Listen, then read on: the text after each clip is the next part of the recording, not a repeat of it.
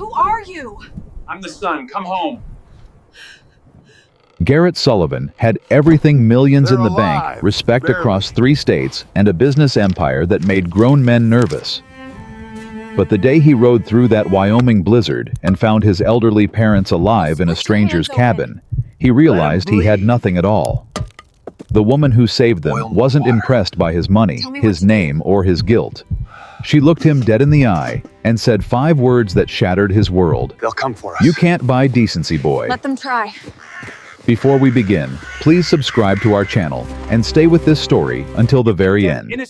Comment below with your city name so I can see how far this tale has traveled. Your support means everything. You'll need 6 that crate hours in the soon. saddle. The telegram burned in Garrett Sullivan's pocket, worse than the frostbite creeping through his gloves. Who are you? I'm the son. Come home. Fire. Parents barely survived. Come home. Home. He'd been gone 8 months. Too busy closing deals in Denver and San Francisco. Too important to visit aging parents who didn't understand progress. His father had written 3 times. Garrett had skimmed the letters between meetings, always promising himself he'd visit soon. Soon had become never. His horse stumbled through chest-deep snow, and then he saw it blackened timbers jutting from white drifts where his childhood home had stood. The barn remained smoke-damaged. The bunkhouse showed scorch marks up one wall. Garrett hit the ground running. "Ma, Pa!" Wind screamed through the ruins. Nothing else. "They ain't here." He spun. Jake Henderson stood by the barn, face grim as winter stone. "Where are they?" Garrett grabbed the old man's coat. "The telegram said barely survived." "Alive. No thanks to you." Jake pulled free, and Garrett saw something in those eyes he'd never seen before. Contempt. "Your parents almost burned to death 3 nights ago while you were playing Railroad Baron in California." The words hit like bullets. "What happened? How did they—" "Sarah Winters saved them. That widow woman up on the ridge." Jake spit into the snow. "She saw the fire from her cabin, came running through the storm.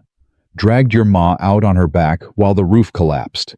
Your pa went back in for his army medals. Fool nearly killed himself for pieces of metal.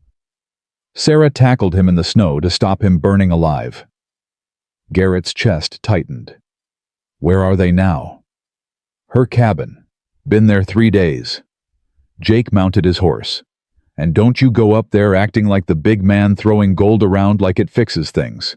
Sarah Winters doesn't have 2 coins to rub together, but she's got more spine than you'll ever have. You disrespect her, you'll answer to me." He rode off before Garrett could respond. The trail up the ridge was barely visible. Garrett led his horse too shaken to ride. His parents had almost died. The house was ashes, and some stranger had done what he should have been there to do. The cabin appeared through the trees, small rough smoke curling from the chimney. He tied his horse and climbed 3 steps. Then he heard his mother's voice inside, laughing. Catherine Sullivan hadn't truly laughed in 5 years, not since the door opened. A woman stood there, maybe 45, with steel-gray eyes that measured him in 2 seconds and found him wanting. She wore a dress patched so many times it was more repair than original fabric. Her hands were work-worn, capable. "You must be the son." Her voice was flat. "Your mother said you'd come eventually." "Eventually." The word cut. "I rode through a blizzard the moment I got word." "The moment you got word?" She stepped aside. "They're inside. Your mother's recovering. Your father's lungs are damaged, but he'll live if he's careful." The cabin was 1 room. 2 beds flanked a fireplace, his parents in one, covered in quilts. His mother looked up, and her whole face changed. "Garrett, oh my boy." He crossed the room, knelt beside her bed. "Ma. God, Ma, I'm so sorry." "You're here now." She cupped his face with thin hands. "That's what matters." His father lay beside her, eyes open but distant. Daniel Sullivan had always been hard as frontier stone. Now he looked fragile, breathing shallow bandage wrapped around his head. Pa! Garrett reached for his hand. Daniel turned his face away. The rejection burned worse than any business failure ever had. Garrett looked back at the woman by the door. You're Sarah Winters. I am. You saved them. I did what anyone should have done. She moved to the fireplace, stirring a pot. Your mother needs to eat. Your father needs medicine for his lungs. If you're staying, make yourself useful. Wood needs splitting outside. Garrett stood slowly. I need to understand what happened. The fire happened 3 nights ago around midnight. Sarah ladled soup into bowls. I couldn't sleep. Saw the glow from my window. By the time I got there, the whole place was engulfed. She brought a bowl to Catherine, helping her sit. Your mother fought me every step, kept saying, my china, my grandmother's china. I told her, ma'am, your husband's lungs are full of smoke and you're worried about plates. Catherine smiled weakly. I was delirious. You were stubborn. Sarah's voice softened slightly. Your father was worse, went back into that inferno for his army medals. I had to tackle him in the snow. Garrett looked at his father. Daniel's jaw clenched, but he still wouldn't meet his son's eyes. How did you get them up here? Carried your mother on my back. 1.5 miles through the storm. Your father walked leaning on me. Took near 2 hours. Sarah returned to the pot. Jake Henderson and Tom Bradshaw came at dawn. We salvaged what we could. Garrett reached into his coat, pulled out his wallet. Bills thick enough to choke a horse. How much do I owe you for their care for the food for... Put that away. I'm trying to pay you back. You can't buy decency. Sarah turned, and her eyes were cold as the Wyoming wind. I didn't save your parents for money. I did it because they're human beings who needed help. You want to pay me back? Go split that wood before your mother gets cold. I'm offering you money. I know. That's all men like you ever offer. She crossed her arms. But money doesn't split wood. Money doesn't fetch water from a frozen creek. Money doesn't sit up all night making sure an old man doesn't stop breathing. You want to help work. Otherwise, you're just in the way. She's right, dear. Catherine touched his arm. We need practical help more than gold. Garrett looked at his mother, then his silent father, then back at this woman who'd saved them, and now treated him like he was nothing. Every instinct screamed to argue, to assert authority, to remind everyone who he was. Then he saw his father's face. Not distance now, disappointment, recognition. The look said, clearer than words, You've become exactly what I feared you'd become. Where's the wood? Garrett asked quietly. Behind the cabin, axe by the chopping block. Sarah returned to her pot. Take off that fancy coat before you ruin it. Canvas jackets by the door. The wind outside hit like a fist. Garrett found the woodpile, grabbed the axe. The handle was worn smooth by years of use. He swung. The impact jarred his arms. His soft hands stung. The log barely split. He swung again, and again. By the 20th, log blisters formed on his palms. By the 40th, they burst. Blood mixed with sweat. His back screamed. His shoulders burned. He kept swinging. When the carrying rack was full, he hauled it inside. Sarah glanced up from reading to his mother. Stack it by the fireplace, neat so it dries proper. He did, feeling their eyes on him. His hands shook. Show me your hands, Sarah said. They're fine. Show me. He held them out. Blood seeped from broken blisters. Sarah sighed, went to her shelf, came back with a tin. Sit. He sat. She cleaned his hands with efficient, impersonal movements, neither gentle nor harsh. Professional. You were a nurse, he said, during the war. Both sides didn't matter to me. She wrapped bandages around his palms. Saw a lot of officers with soft hands. West Point boys who thought war was about strategy and glory. The ones who survived learned fast. What did they learn? That real strength isn't what you can buy or command. It's what you can endure and still keep going. She tied off the bandage. Don't get them wet. Tomorrow you fetch water from the creek before dawn. Gloves are by the door. How long are you keeping them here? Until they're well enough to move. Another week for your mother at least. Your father. She glanced at Daniel. His lungs are bad. He needs warmth and rest and medicine I can't afford. But he'll recover. I can get medicine. A doctor. Can't get a doctor through this storm. Won't be able to for days. Sarah returned the tin. We make do with what we have. That's survival up here. Night fell hard and early. Catherine slept.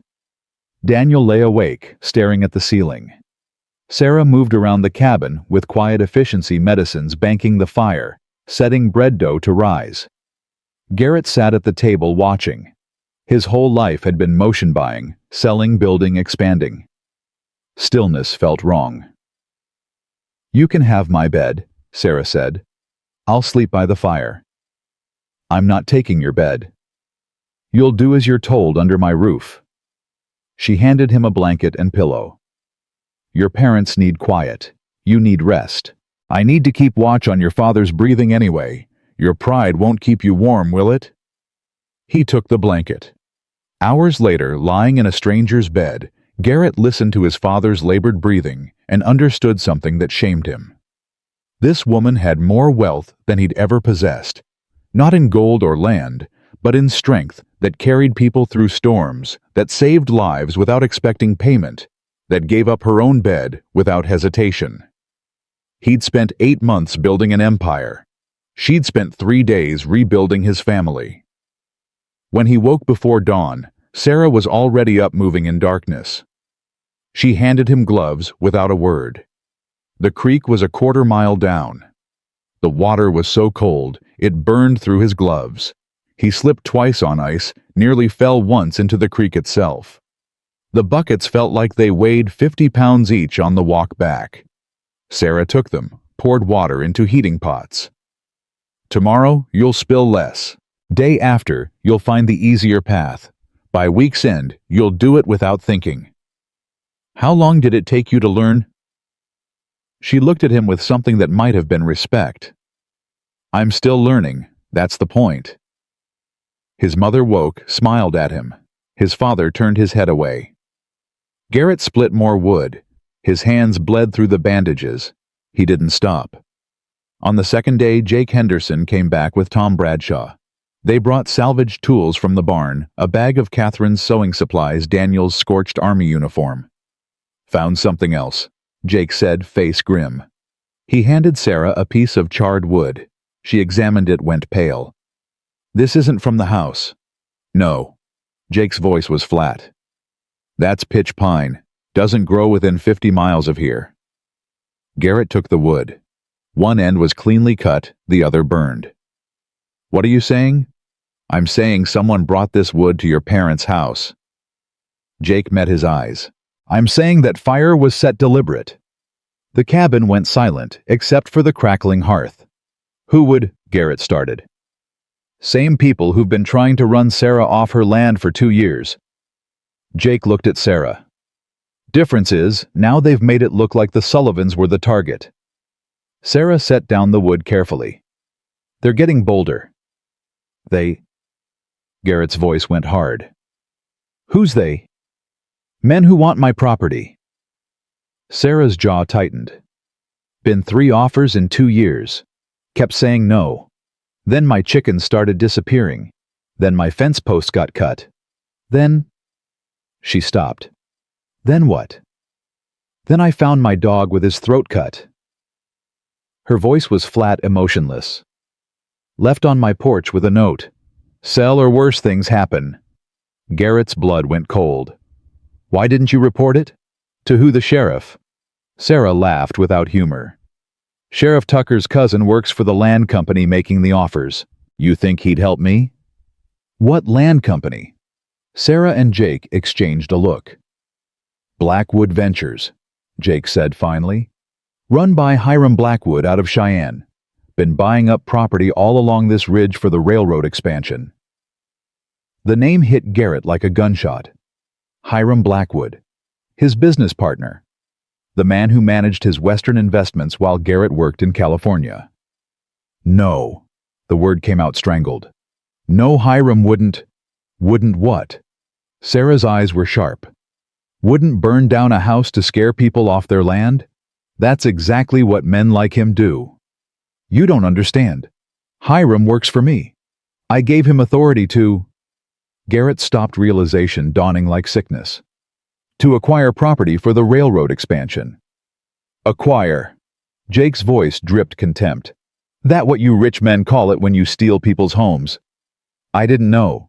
Didn't know or didn't ask. Sarah crossed her arms. There's a difference. Catherine made a small sound from her bed. They all turned. She was awake, had heard everything.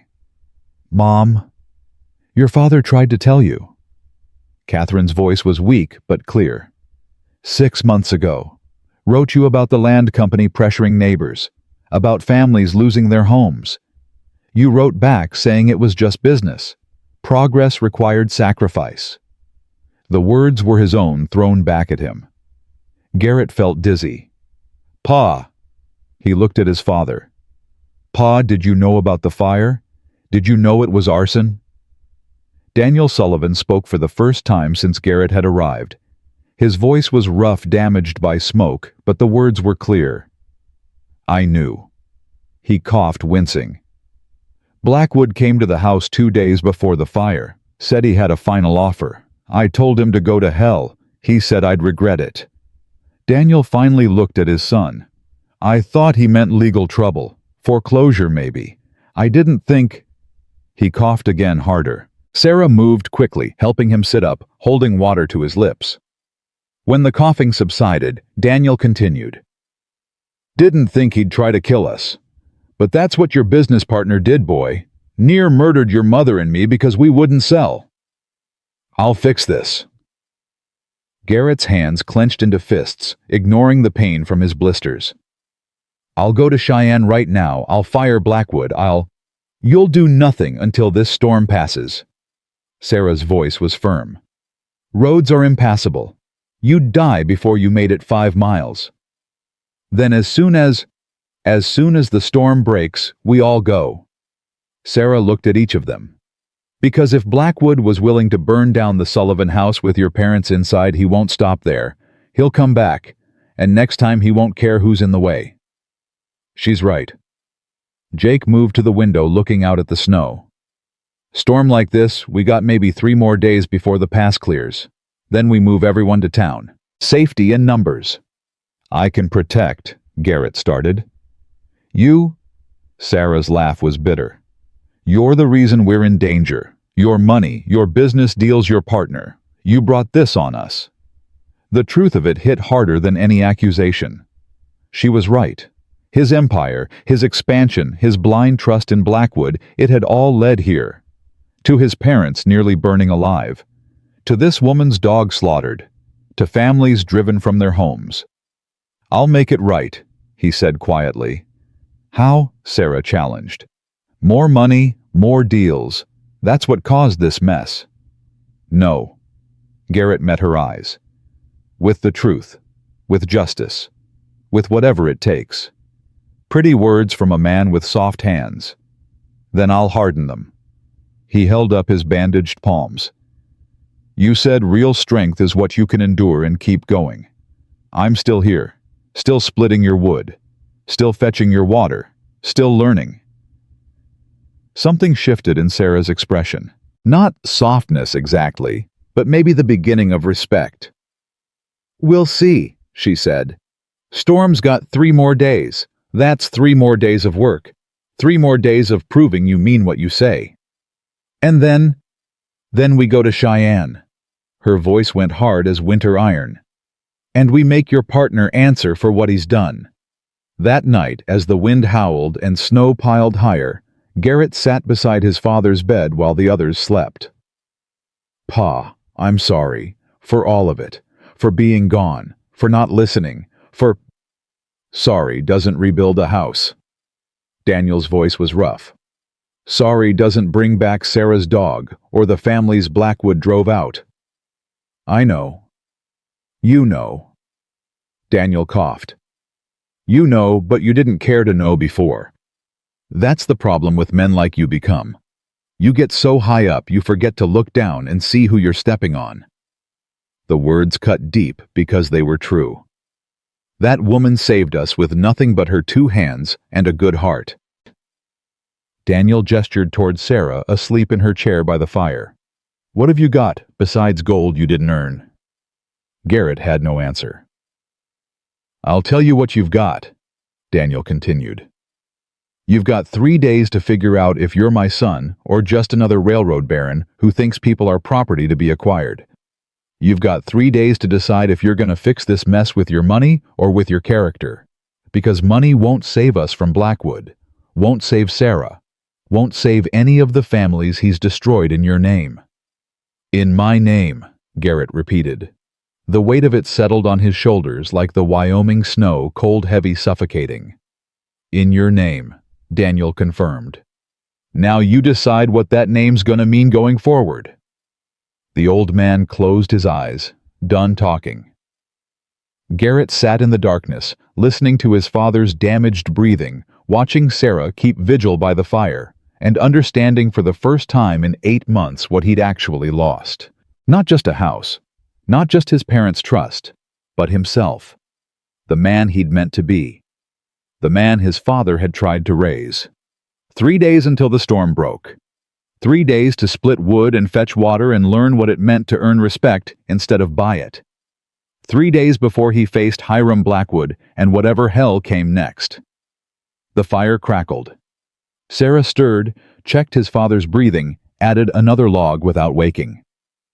Garrett watched her move, efficient, tireless, strong, in ways no amount of gold could purchase. Tomorrow, he'd fetch water again. Tomorrow, his hands would hurt worse. Tomorrow, he'd keep learning. But tonight, in a widow's cabin, with his parents alive and enemies gathering in the distance, Garrett Sullivan made himself a promise. He'd spent 8 months building an empire that crushed people. He'd spend the rest of his life making it right, even if it cost him everything. Outside, the wind howled. Inside, warmth held. And somewhere in the darkness beyond the ridge, Hiram Blackwood was making plans. The storm had 3 more days to run. Then the real fight would begin. The storm didn't break on the 3rd day like Jake predicted. It intensified. Garrett woke to Sarah shaking his shoulder in the pre-dawn darkness. Your father's worse. Fever's climbing. He was on his feet before consciousness fully caught up. Daniel lay trembling under every quilt Sarah owned, skin gray, breathing wet and labored. Catherine pressed a cloth to his forehead, tears streaming silent down her face. How long? Garrett asked. Started around midnight. I've been trying to break it, but... Sarah's voice was tight with control, barely held. He needs real medicine, the kind I don't have. Then I'll ride to town, storm or no storm. You'll die before you make it 2 miles. Then I'll die trying. Garrett was already pulling on his boots. I'm not losing him because I was too afraid of weather. Sarah grabbed his arm, surprising strength in those work-worn hands. Listen to me. Your father survived a war and a house fire. He didn't survive all that so you could kill yourself in a blizzard out of guilt. You want to help him? Stay here. Keep that fire burning. Boil water. Do what I tell you when I tell you. There has to be something. There is. It's called trusting someone who knows more than you. Her eyes were fierce. Can you do that? Can you stop being the man who thinks money solves everything and just take orders? Garrett looked at his father's gray face, then back at Sarah. Tell me what to do. For the next 6 hours, he followed her instructions without question. Boiled water in shifts. Changed cold compresses every 10 minutes. Held his father upright when coughing fits racked that damaged body. Spooned broth between cracked lips when Daniel was lucid enough to swallow. Catherine sat beside them holding her husband's hand, whispering things Garrett couldn't hear. Private words between people who'd loved each other for 40 years. Around noon, Jake arrived with Tom Bradshaw, both men snow-covered and grim. "Pass is completely blocked," Jake reported. "Won't clear for at least 4 more days, maybe a week." "Daniel doesn't have a week," Sarah said flatly. Tom pulled a small bottle from his coat. "Brought what I could from my medicine chest. Ain't much, but it's something." Sarah examined the bottle laudanum and willow bark extract. She measured out careful doses, got Daniel to drink. Within an hour, the shaking eased slightly. The fever didn't break, but it stopped climbing. "He needs rest now," Sarah said. "Real rest, not us hovering. Everyone out except Catherine." They moved to the other side of the cabin. Jake and Tom sat at the small table. Garrett stood by the window watching snow pile higher against the walls. "We need to talk about Blackwood," Jake said quietly.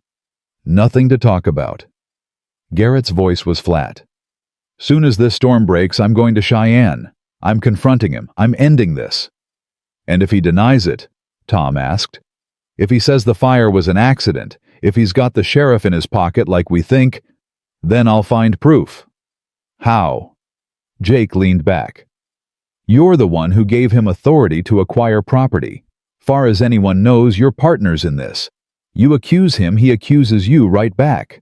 Who you think folks will believe?" The truth settled like a stone in Garrett's gut. "They'll believe him." "Damn right they will." Jake pulled out a pipe, didn't light it, just turned it over in his hands. "Rich man comes to town, starts pointing fingers at his business partner. Looks like you're trying to cover your own tracks." "Then what do I do?" "You get evidence," Sarah said from across the room. She'd been listening while pretending not to. "You find proof that Blackwood acted without your knowledge. You find witnesses. You build a case so solid, even a crooked sheriff can't ignore it." "Where do I start?" "With the families he's already driven out." Sarah moved to the table. "There's at least 6 I know of. Widow Chen down in the valley, the Morrison family, old Samuel Tucker, the sheriff's own cousin, ironically enough. They all got the same treatment. Threats, property damage, then a final offer right before something terrible happened." "Samuel Tucker lost his barn to fire," Tom said. "Convenient timing that. 2 days after he told Blackwood's men to get off his land. Widow Chen's well got poisoned," Jake added. "Had to sell her place for pennies because she couldn't prove it was deliberate." Garrett felt sick. "How many?" "At least a dozen families along the ridge. Maybe more in the valley we don't know about." Sarah's eyes were hard. "All of them in the path of your railroad expansion. All of them pressured, threatened, or terrorized until they sold, and every single deed went through Blackwood Ventures. Which means every single deed has my signature on it somewhere." Garrett sat heavily. "I signed off on all his acquisitions, trusted him to handle the details while I worked on the big picture." "The big picture," Sarah repeated. "That's what men like you call it when you don't want to see the small people you're crushing." The words would have made him angry a week ago. Now they just made him tired. "So I'm complicit." "Yes." Sarah didn't soften it. "But complicit and guilty aren't the same thing. One means you enabled wrong without knowing. The other means you intended harm. Question is, which one are you?" "I didn't intend." "I know that. Your parents know that. But the law doesn't care about intentions. It cares about actions and evidence." She leaned forward. "So we need to prove Blackwood acted beyond your authority. We need to prove he committed crimes you didn't order. We need witnesses who'll testify that he threatened them specifically using methods you never approved. And we need to do it before he figures out we're coming for him," Jake added. "Man's not stupid. He knows Daniel survived that fire. He knows you're here. He'll be planning his next move." "What's his next move?" "Same as before." Sarah's voice was grim.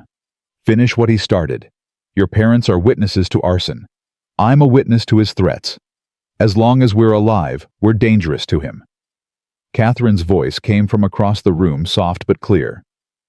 "Then we make sure we're more dangerous alive than dead." They all turned. She sat beside Daniel's bed, but she was looking at them with an expression Garrett had never seen on his mother's face before. Steel wrapped in silk. "How?" he asked. "We go public." Catherine stood, moved to the table.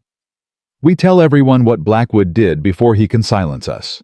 We make so much noise that killing us would only prove our accusations." "She's right," Tom said slowly. "We spread the word, get people talking, make it impossible for Blackwood to move against any of us without looking guilty." "But we still need proof," Sarah insisted. "Talk is just talk. We need documentation, witnesses, something concrete." Garrett's mind raced through 8 months of business dealings. "I have records, back in my San Francisco office. Every acquisition Blackwood made, I have copies of the paperwork. If there are discrepancies, if he falsified anything, it'll be in those documents." "That's a start." Jake nodded. "What else?" "The families he threatened, if they'll testify." "They won't," Sarah cut in. "Not without protection. Blackwood's already proven he'll burn houses and kill animals. You think people will risk their lives on the word of a rich man who might abandon them the moment things get difficult?" The accusation stung because she was right. "Then I'll guarantee their protection. I'll hire guards, More money." Sarah shook her head. "You keep trying to solve this with your wallet." "Then what do you want from me?" Garrett's frustration boiled over.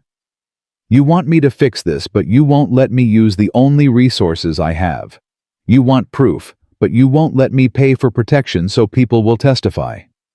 What exactly am I supposed to do?" "Use yourself." Catherine's voice was quiet, but it silenced everyone. "Not your money, not your power, yourself." Garrett looked at his mother. "I don't understand." "Those families don't need your gold, Garrett.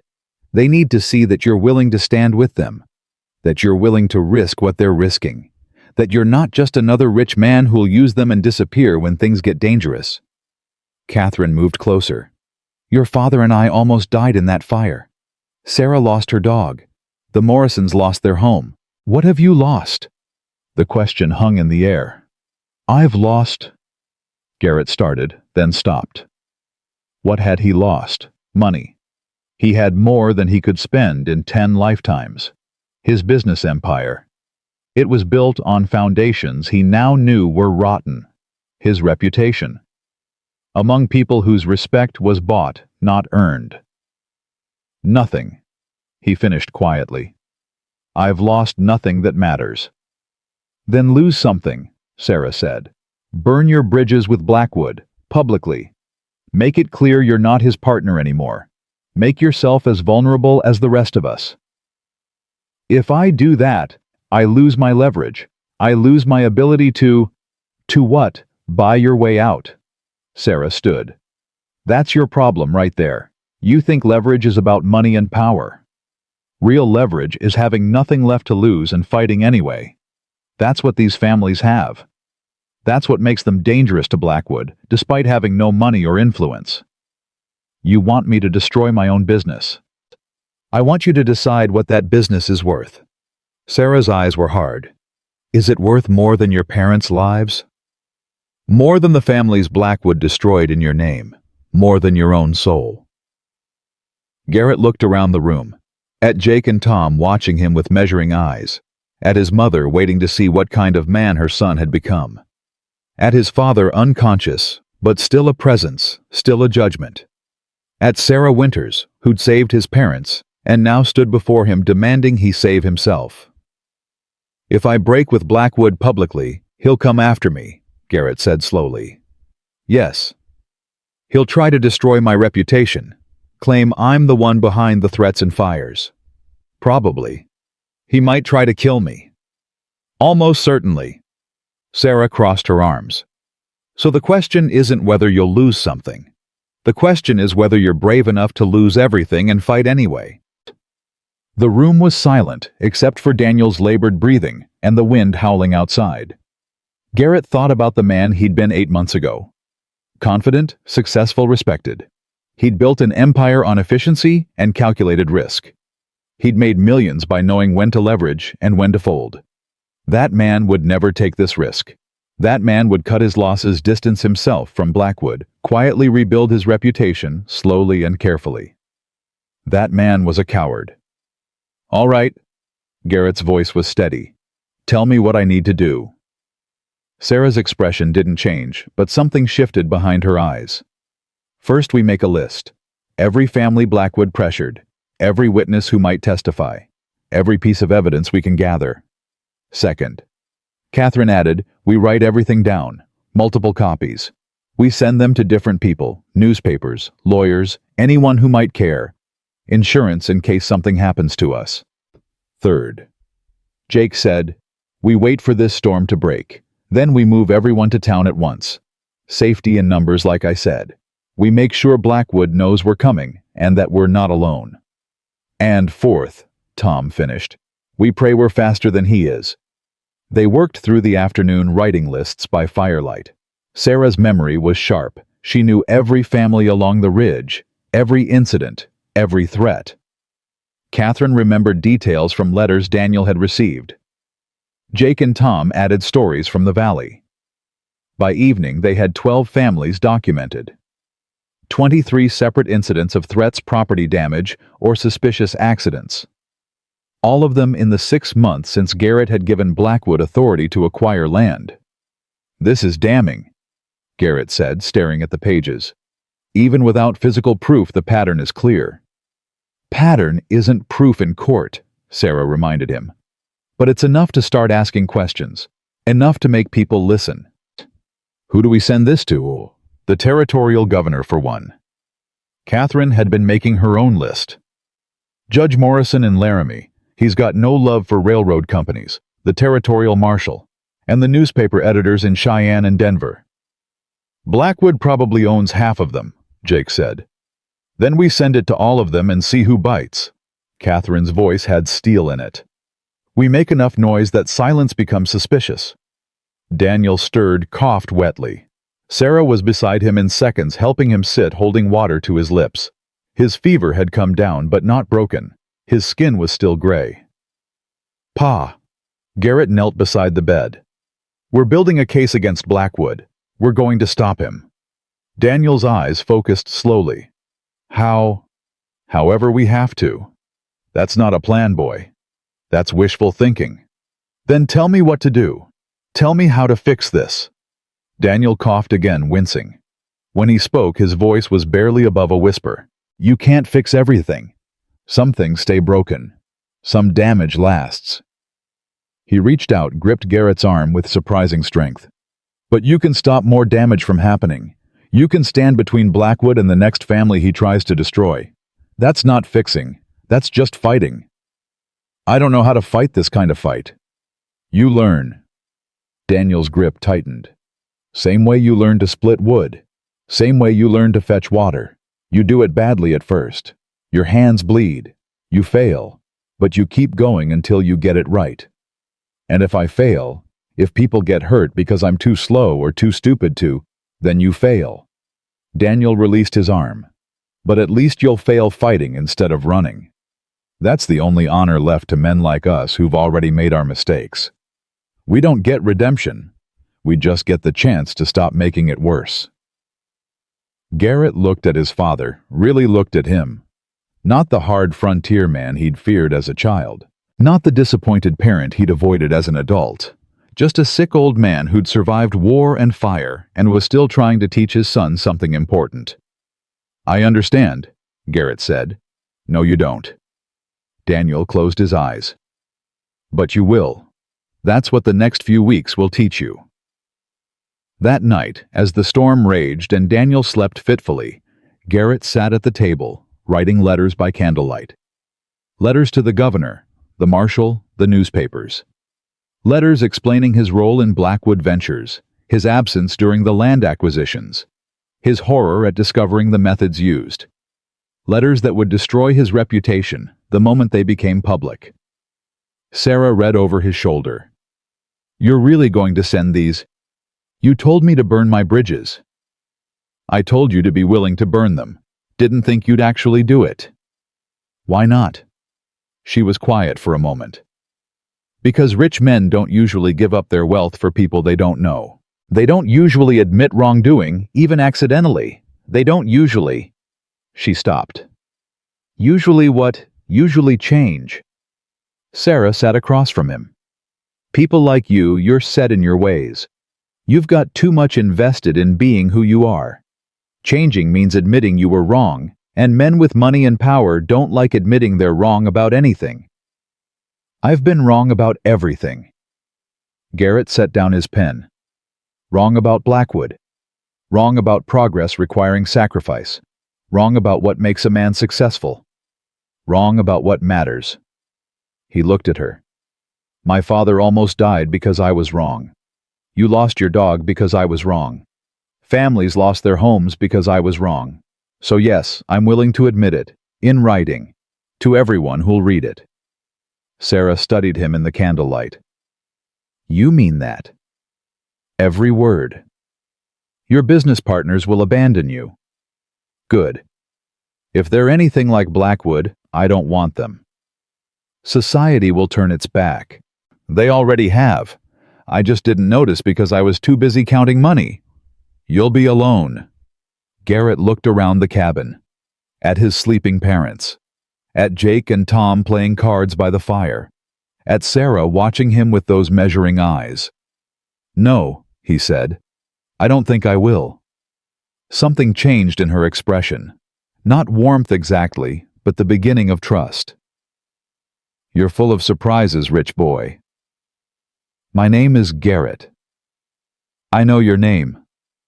Then use it. He held her gaze. I'm not a rich boy to you. I'm just a man learning to split wood and fetch water and write letters that'll ruin his life. That should earn me a name at least. The corner of her mouth twitched. Almost a smile.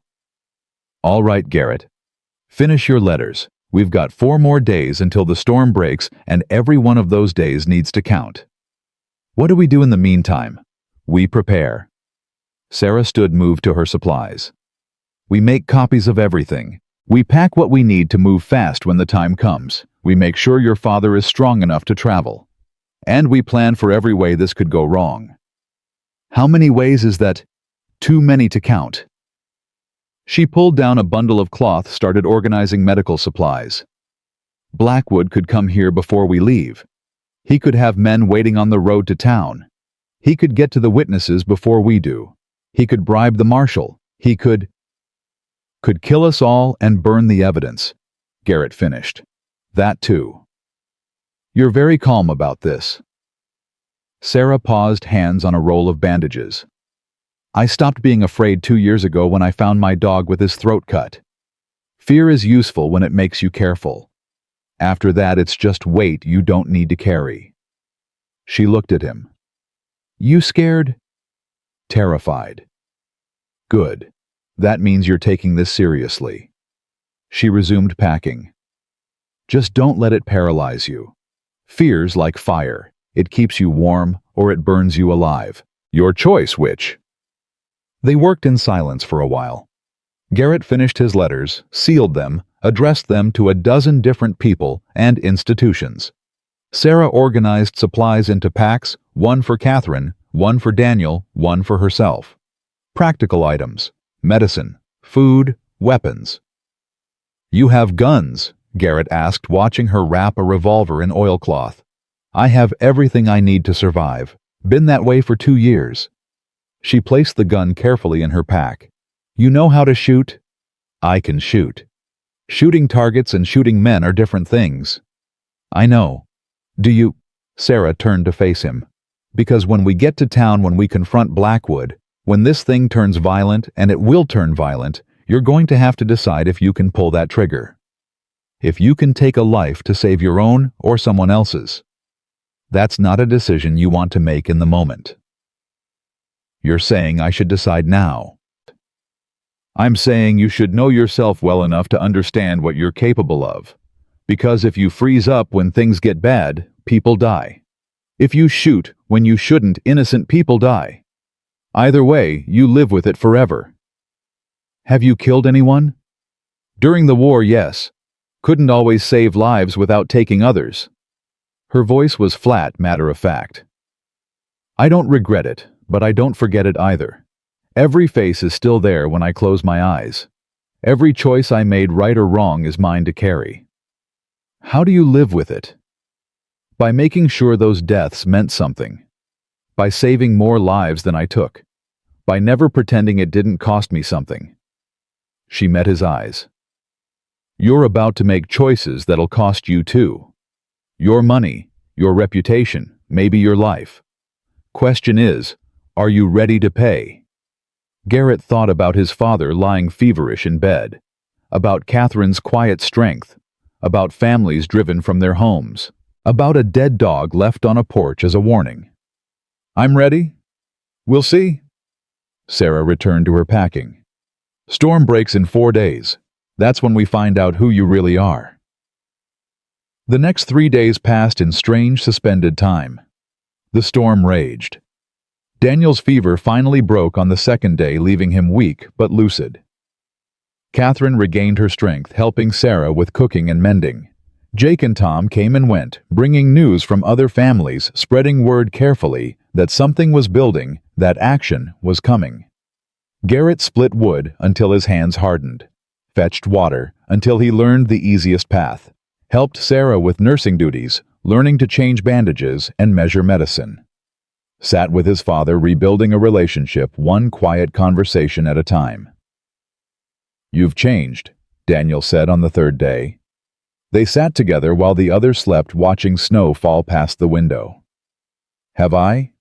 Your hands are different. Your eyes are different. You move different. Daniel studied him. You're starting to look like a man instead of a merchant. Is there a difference? All the difference in the world. A merchant counts coins. A man counts costs.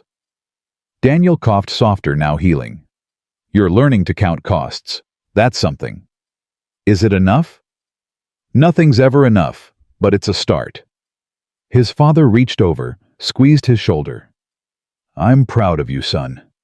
Took you long enough, but you're finally becoming the man I hoped you'd be. The words hit harder than any criticism. Garrett felt something break open in his chest. Relief, grief, gratitude all mixed together. I'm sorry I took so long. Everyone takes their own time. Some men never get there at all. You did. That matters. They sat in comfortable silence, watching snow fall, and Garrett understood something he'd never fully grasped before. This was what wealth really meant. Not gold in a bank. Not property or power or respect from strangers. But sitting with your father while he healed, knowing you'd earned his pride instead of bought it. Everything else was just paper and promises. On the fourth day, the storm broke. Sarah woke him before dawn, her hand on his shoulder, firm but not rough. Storm's over. We need to move now before the roads get tracked up by other travelers. Garrett was on his feet instantly, the past 4 days having trained him to wake fast and ready. The cabin was already in motion, Catherine packing the last of their belongings, Jake and Tom loading supplies onto the wagon they'd brought up yesterday in anticipation. Daniel sat at the table, dressed and ready, despite the weakness still visible in every movement. How's Pa? Garrett asked, pulling on his boots. Strong enough to travel if we're careful. Weak enough to die if we're not. Sarah handed him coffee, bitter and strong. We're taking the valley route instead of the main road.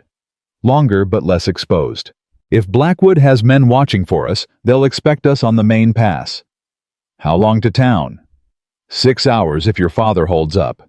8 if we need to stop. She moved to Daniel, checking his breathing, his color.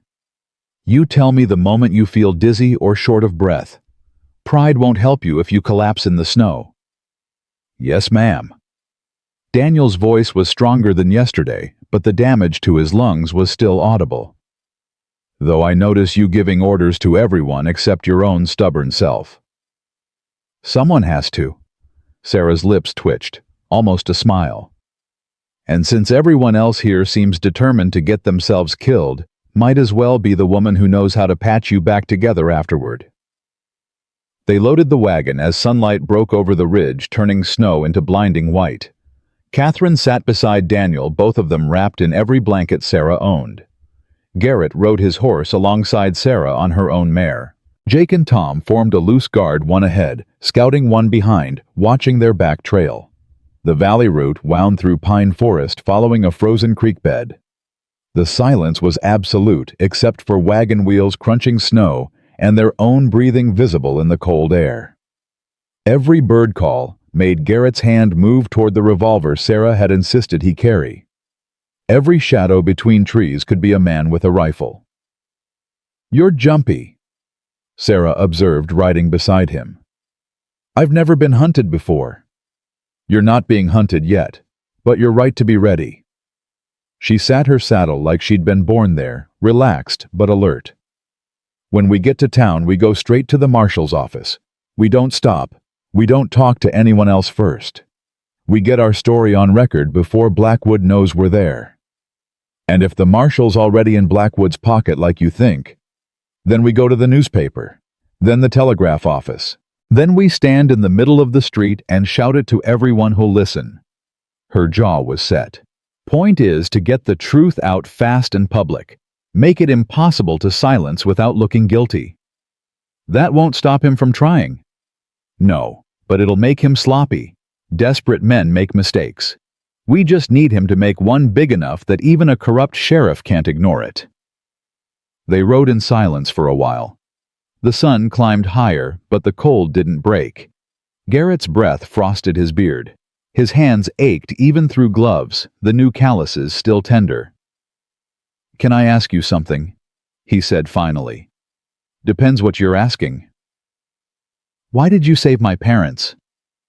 "You didn't know them. You had no obligation. You risked your life running into that fire." He looked at her. "Why?" Sarah was quiet for so long he thought she wouldn't answer. Then she said, "You ever see someone die when you could have saved them?" "No. I have. During the war. Not from wounds, from hesitation. From waiting too long to make a decision. From being too cautious. From convincing myself someone else would help." Her voice was flat, emotionless. "I watched a boy bleed out in a field hospital while I debated whether I had enough supplies to treat him or should save them for someone else. He was maybe 16, called for his mother while he died." Garrett waited. "After that, I stopped debating. I saw someone who needed help, I helped. Didn't matter who they were, or what it cost me, or whether I had enough supplies. I helped because the alternative was watching another person die while I made excuses." She glanced at him. "So when I saw that fire, I didn't think. I ran. Your parents were people who needed help. That's all the reason I needed." "Most people aren't like you. Most people haven't seen what I've seen. War changes you. You either become harder or you become clearer. I got clear about what matters." She adjusted her reins. "People. That's what matters. Everything else? Money, property, reputation, pride, all of it's just noise. At the end, the only thing that counts is whether you helped when help was needed." "Is that why you stayed on the ridge? Even after the threats? Even after your dog?" "I stayed because leaving would mean Blackwood won. Would mean he could terrorize people off their land without consequence." Her voice hardened. "I'm not giving that man the satisfaction. He wants my property, he can pry it from my cold, dead hands." "That might be exactly what he tries to do." "Let him try." Sarah's hand rested on the rifle across her saddle. "I've survived worse than Hiram Blackwood. War, widowhood, poverty, isolation. He's just another bully who thinks violence makes him strong. I've buried better men than him." Jake came riding back fast, his face grim. "Tracks ahead. Fresh. Maybe an hour old. 3 horses heading toward town, same as us." "Could be anyone," Tom said, but his hand was on his gun. "Could be." Jake didn't sound convinced. "But tracks split off from the main road right where we did, like they knew to take the valley route." Sarah and Garrett exchanged glances. "We're being followed," she said. "Or herded." Garrett's mind raced. If Blackwood knows we're coming, he could have men positioned ahead and behind. Box us in. Then we don't get boxed. Sarah turned to Jake. How far to the Morrison place? 2 miles, maybe less. We stop there, get inside defensible position, see if these riders pass by or if they're actually following us. She looked at Catherine and Daniel. Can he make it 2 more miles? Daniel answered before Catherine could. I can make it to hell and back if that's what it takes. Let's move. They pushed the pace as much as Daniel's condition allowed. The tracks ahead stayed visible, 3 sets of hoofprints in fresh snow. Behind them, nothing yet. But Garrett felt eyes on his back, a crawling sensation that made his shoulders tight. The Morrison place appeared through the trees, a cabin larger than Sarah's barn, still standing property, showing signs of recent abandonment. The main house door hung open, moving slightly in the wind. They left 3 weeks ago, Jake said. Sold to Blackwood for half what the place was worth after their barn burned. Moved in with her sister in Laramie. They pulled into the yard and Tom immediately started checking sightlines.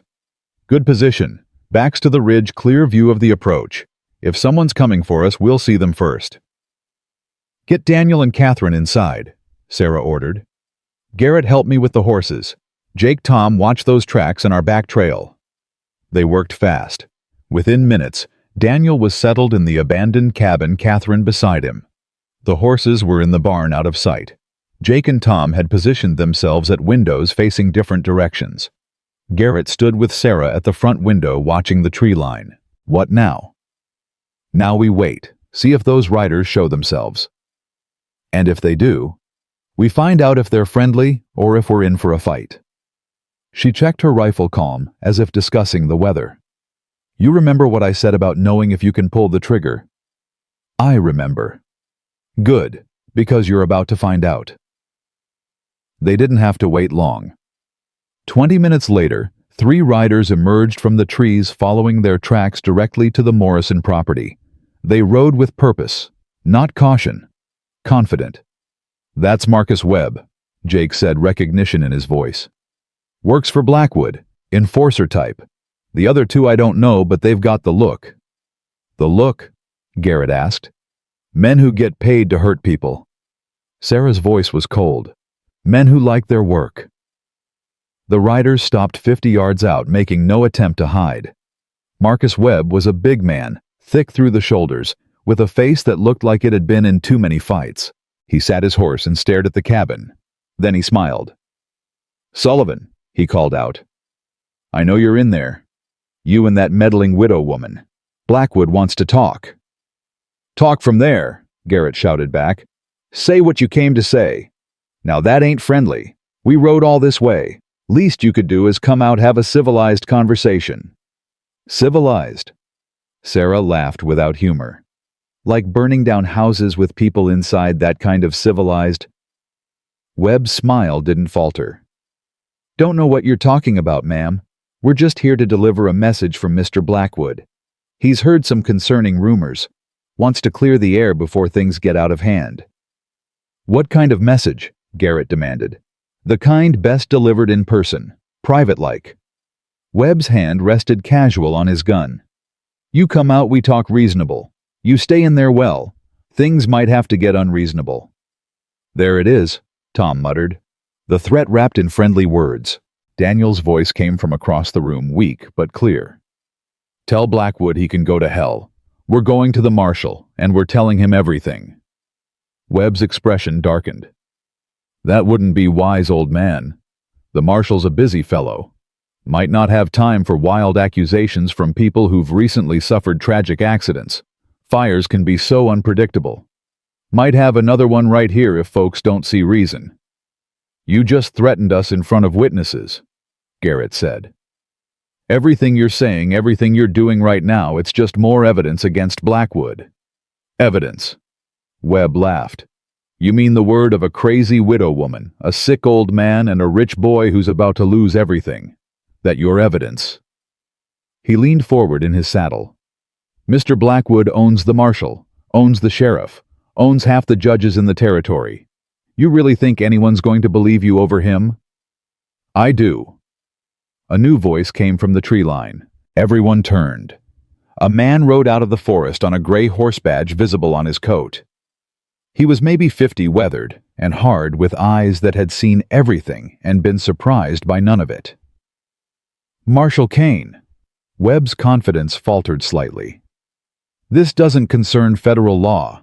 This is a local property dispute. Arson's federal when it crosses territorial lines. So is witness intimidation. Marshal Kane rode closer, his hand near his gun, but not on it. Which is exactly what I just heard you doing, Webb. Threatening these folks with another fire unless they keep quiet about the first one. I was just delivering a message. You were making threats. I heard every word. Kane looked past Webb to the cabin. Mr. Sullivan, Mrs. Winters, I'd like to hear your side of things. Been hearing rumors for weeks about forced property sales along the ridge. Figure it's time someone official took a listen. Garrett looked at Sarah. She nodded. They stepped out of the cabin together, guns visible but not drawn. Jake and Tom followed, flanking them. Webb's face went red. You set this up. You told him. I told him nothing. Garrett kept his voice level. But I wrote him a letter 3 days ago along with letters to 12 other people documenting everything Blackwood's done. The territorial governor has a copy. So do 3 newspaper editors, a judge in Laramie, the land office, the railroad commission. He met Webb's eyes. So yeah, you can burn us all out here. You can kill every witness, but you can't stop what's already in motion. Webb's hand moved toward his gun. Don't. Marshal Kane's voice was flat. His own gun was out now, trained on Webb. You draw on these people, you draw on me, and I'm faster than you. Trust me on that. For a long moment, nobody moved. The cold wind blew. Snow shifted in the trees. Garrett's heart hammered so hard he could hear it in his ears. Then Webb slowly raised his hands away from his gun. This ain't over. No, it's not. Marshal Kane gestured with his weapon. You and your friends are going to ride to town ahead of us, nice and slow. I'm going to watch you every step. When we get there, you're going to wait in a cell while I sort this mess out. Resist and I'll shoot you for interfering with a federal investigation. Blackwood will have you fired. Blackwood can try, but I don't work for the territory. I work for the federal government, and unlike your local sheriff, I can't be bought. Kane's smile was cold. Now move, or find out how serious I am. Webb and his men rode off toward town, the marshal following at a careful distance. Before he left, Kane looked back at Garrett. Get your family to town safe. Go straight to the newspaper office, not the marshal's office, local laws compromised like you suspected. Tell your story to everyone who'll listen. I'll be there soon as I deal with these 3. He paused. And Mr. Sullivan. That letter you wrote me, best thing you could have done. Took guts to admit your own culpability. That counts for something. Then he was gone, riding after Webb's group. The silence he left behind was profound. Did that just happen? Tom asked. That just happened. Sarah lowered her rifle, but Garrett noticed her hands were shaking slightly. First sign of fear he'd seen from her. We got lucky. If Kane hadn't been there. But he was there. Catherine appeared in the doorway supporting Daniel. Because Garrett sent that letter. Because he was willing to destroy his own reputation to do the right thing. That's what saved us. We're not saved yet, Daniel said, coughing. Blackwood still has the sheriff, still has influence, still has money to hire more men like Webb. Then we don't give him time to organize. Garrett helped his father back to the wagon. We get to town now. We tell everyone. We make enough noise that killing us would only prove everything we're saying. They rode hard for town, pushing the pace despite Daniel's weakness. An hour later, the buildings of Redemption came into view, a main street with maybe 20 structures, church at one end, saloon at the other, everything else in between. Bigger than Garrett expected for a frontier town. Busy too, with people moving about their business in the cold afternoon. They went straight to the newspaper office, just as Marshal Kane had instructed. The editor, a thin man named Parsons, with ink-stained fingers and sharp eyes, listened to their story without interruption. Then, he started writing his pen, scratching faster than seemed possible. "How long until you can print this?" Garrett asked. "Paper comes out tomorrow morning, but I can have broadsides posted by this evening. The important parts anyway.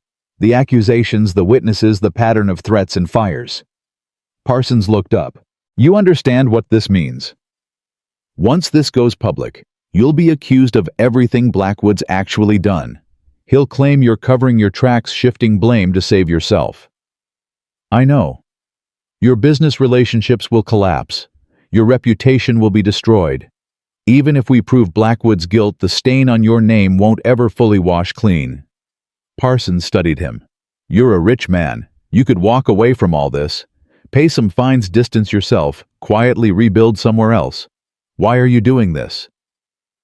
Garrett thought about his parents in the wagon outside, about Sarah standing beside him, who'd saved lives when he'd only counted profits, about families driven from their homes while he'd been too blind to see. "Because walking away would make me no different than Blackwood. Because my father almost died so I could learn this lesson. Because someone has to stand up even if it costs everything." He met Parsons's eyes. "Will you print the story?" "Every damn word." Parsons grinned. "Been waiting 2 years for someone with evidence to stand up to Blackwood. This is going to be the biggest story this territory's seen in a decade." They left the newspaper office and headed for the hotel, wanting to get Catherine and Daniel somewhere warm and safe. The street was busy with afternoon traffic, people nodding to them as they passed. Normal life continuing, unaware that everything was about to change. They were halfway to the hotel when Sheriff Tucker stepped out of his office, flanked by 2 deputies.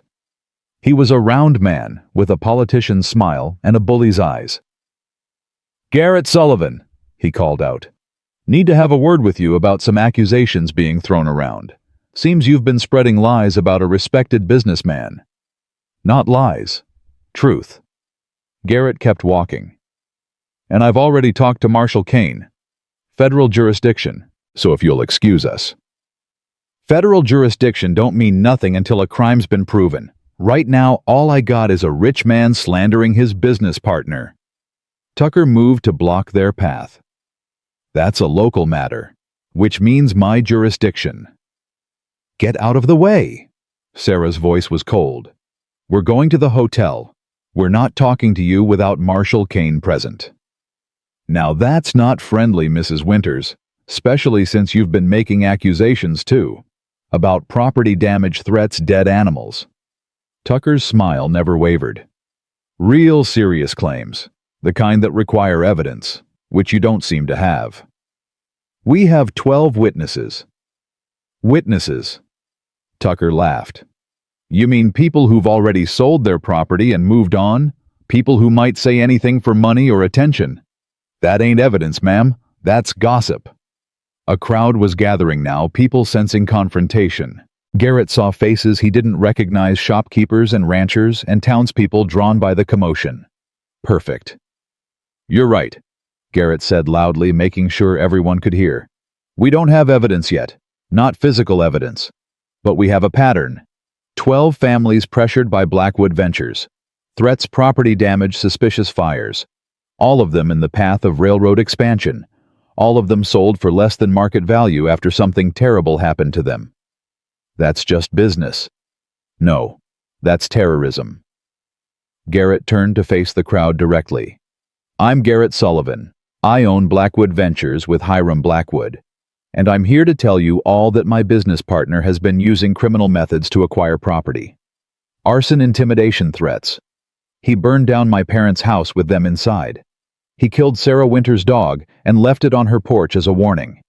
He's driven families off their land through fear and violence." The crowd murmured, shocked faces, some skeptical, some angry, some clearly already knowing but afraid to speak. "And I'm responsible," Garrett continued, "because I gave him authority to acquire land, because I trusted him without asking questions, because I was too busy making money to care how it was made. So I'm standing here publicly admitting my guilt and calling for a full investigation into every property acquisition Blackwood Ventures has made in the last 2 years." "You've lost your mind," Tucker started. Have I? Garrett pulled out copies of his letters. These have been sent to the territorial governor, the federal marshal, 3 newspapers, a judge, and the railroad commission. Everything I just said documented in writing. Every witness name, every incident, every suspicious transaction. It's all public record now. All being investigated. Tucker's face went red. You're destroying your own business. I'm destroying a corrupt business built on suffering. There's a difference. Garrett looked around at the crowd. If anyone here has been threatened by Blackwood Ventures, if anyone's lost property under suspicious circumstances, if anyone has information about criminal activity, I'm asking you to come forward. Talk to Marshal Kane. Talk to the newspaper. Don't be afraid. The silence ends today. For a moment, nothing happened. The crowd just stared, processing what they'd heard. Then an old woman stepped forward. Mrs. Chen, Garrett realized, the widow Jake had mentioned. My well was poisoned, she said, her voice shaking but clear. 2 years ago, right after I told Blackwood's men I wouldn't sell, had it tested arsenic, but the sheriff said I couldn't prove who done it. She looked at Tucker. Even though everyone knew. A younger man spoke up. They cut my fence posts, scattered my cattle. By the time I rounded them up, half were dead from cold. My barn burned. They beat my son. They threatened to.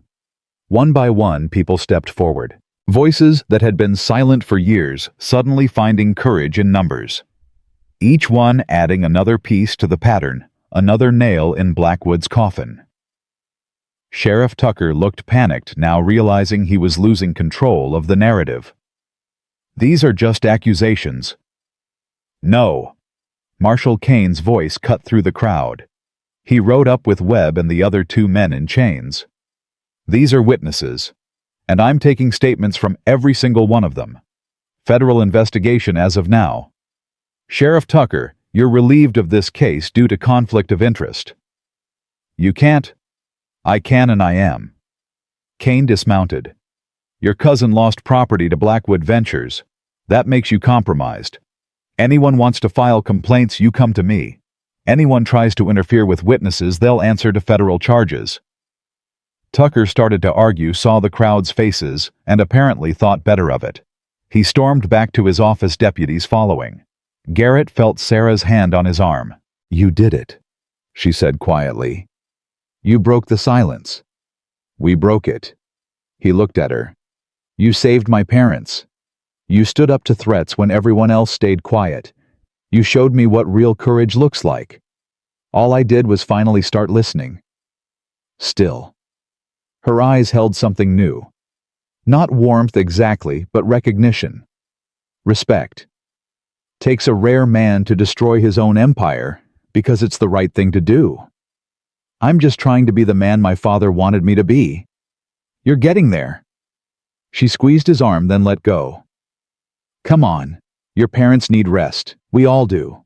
Tomorrow's going to be even harder. They got Daniel and Catherine settled at the hotel. Marshal Kane took statements long into the night. Parsons worked on his story. And slowly, like ice breaking on a frozen river, the truth began to spread through redemption. By morning, everyone would know. By afternoon, Blackwood would respond. And then, the real fight would begin. Garrett woke to someone pounding on his hotel room door. He grabbed the revolver from his nightstand. Sleeping armed had become habit over the past week, and checked the window before answering. Dawn was just breaking the street below, still mostly empty. It's Parsons, came the muffled voice. You need to see this. He opened the door to find the newspaper editor holding a stack of freshly printed broadsides, his face grim. Blackwood responded. Posted these all over town in the middle of the night. Garrett took one, and his stomach dropped. The headline screamed in bold type, Sullivan's betrayal, millionaire shifts blame to partner after criminal enterprise exposed. The article beneath was masterful in its deception. It painted Garrett as the architect of all the land acquisitions, Blackwood as an innocent manager following orders. It referenced Garrett's signature on every deed, his authority over all company operations, his months of absence while criminal activities occurred under his direction. It even included testimony from witnesses claiming Garrett had personally ordered threats and violence. "It's all lies," Garrett said, but his voice sounded hollow even to himself. "Lies backed by your own signatures on legal documents." Parsons took the broadside back. "He's smart. He's not denying the crimes happened, he's just saying you're the one who ordered them. And he's got paperwork to prove you were in charge." "I was in charge. That's the problem." Garrett moved to wake Sarah in the next room.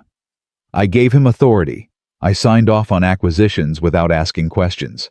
I was responsible even if I didn't know the details. There's a difference between negligence and malice. Tell that to the families who lost their homes." Garrett knocked on Sarah's door. "The law might see a difference. The people won't." Sarah emerged already dressed, her face alert, despite the early hour. She read the broadside without comment, then handed it back. "He's good. This almost sounds believable." "That's because parts of it are true," Garrett admitted. "I did sign those deeds. I was absent while crimes occurred. I am responsible for giving Blackwood power." "But you didn't order the violence. You didn't know about the threats." Sarah's voice was firm. "That's what we have to prove. That Blackwood acted beyond your authority, that he committed crimes you never sanctioned." "How? He's got documentation showing I was in charge of everything." "Then we get documentation showing you didn't know what he was doing. Letters, telegrams, business records proving he acted independently." She grabbed her coat. "Where did you keep correspondence with Blackwood?" "My office in San Francisco, but that's a week's travel." "Then we telegraph your office manager. Have them pull every communication between you and Blackwood from the last 2 years. Every letter you sent, every instruction you gave, every report he sent back. If Blackwood was hiding his methods from you, it'll show in the correspondence." Parsons nodded slowly. "That could work. If you've got letters asking about acquisition methods and him deflecting or lying, that proves he was concealing his actions from you." "I have hundreds of letters. I never deleted correspondence." Garrett felt a spark of hope. "I can have everything sent by telegraph.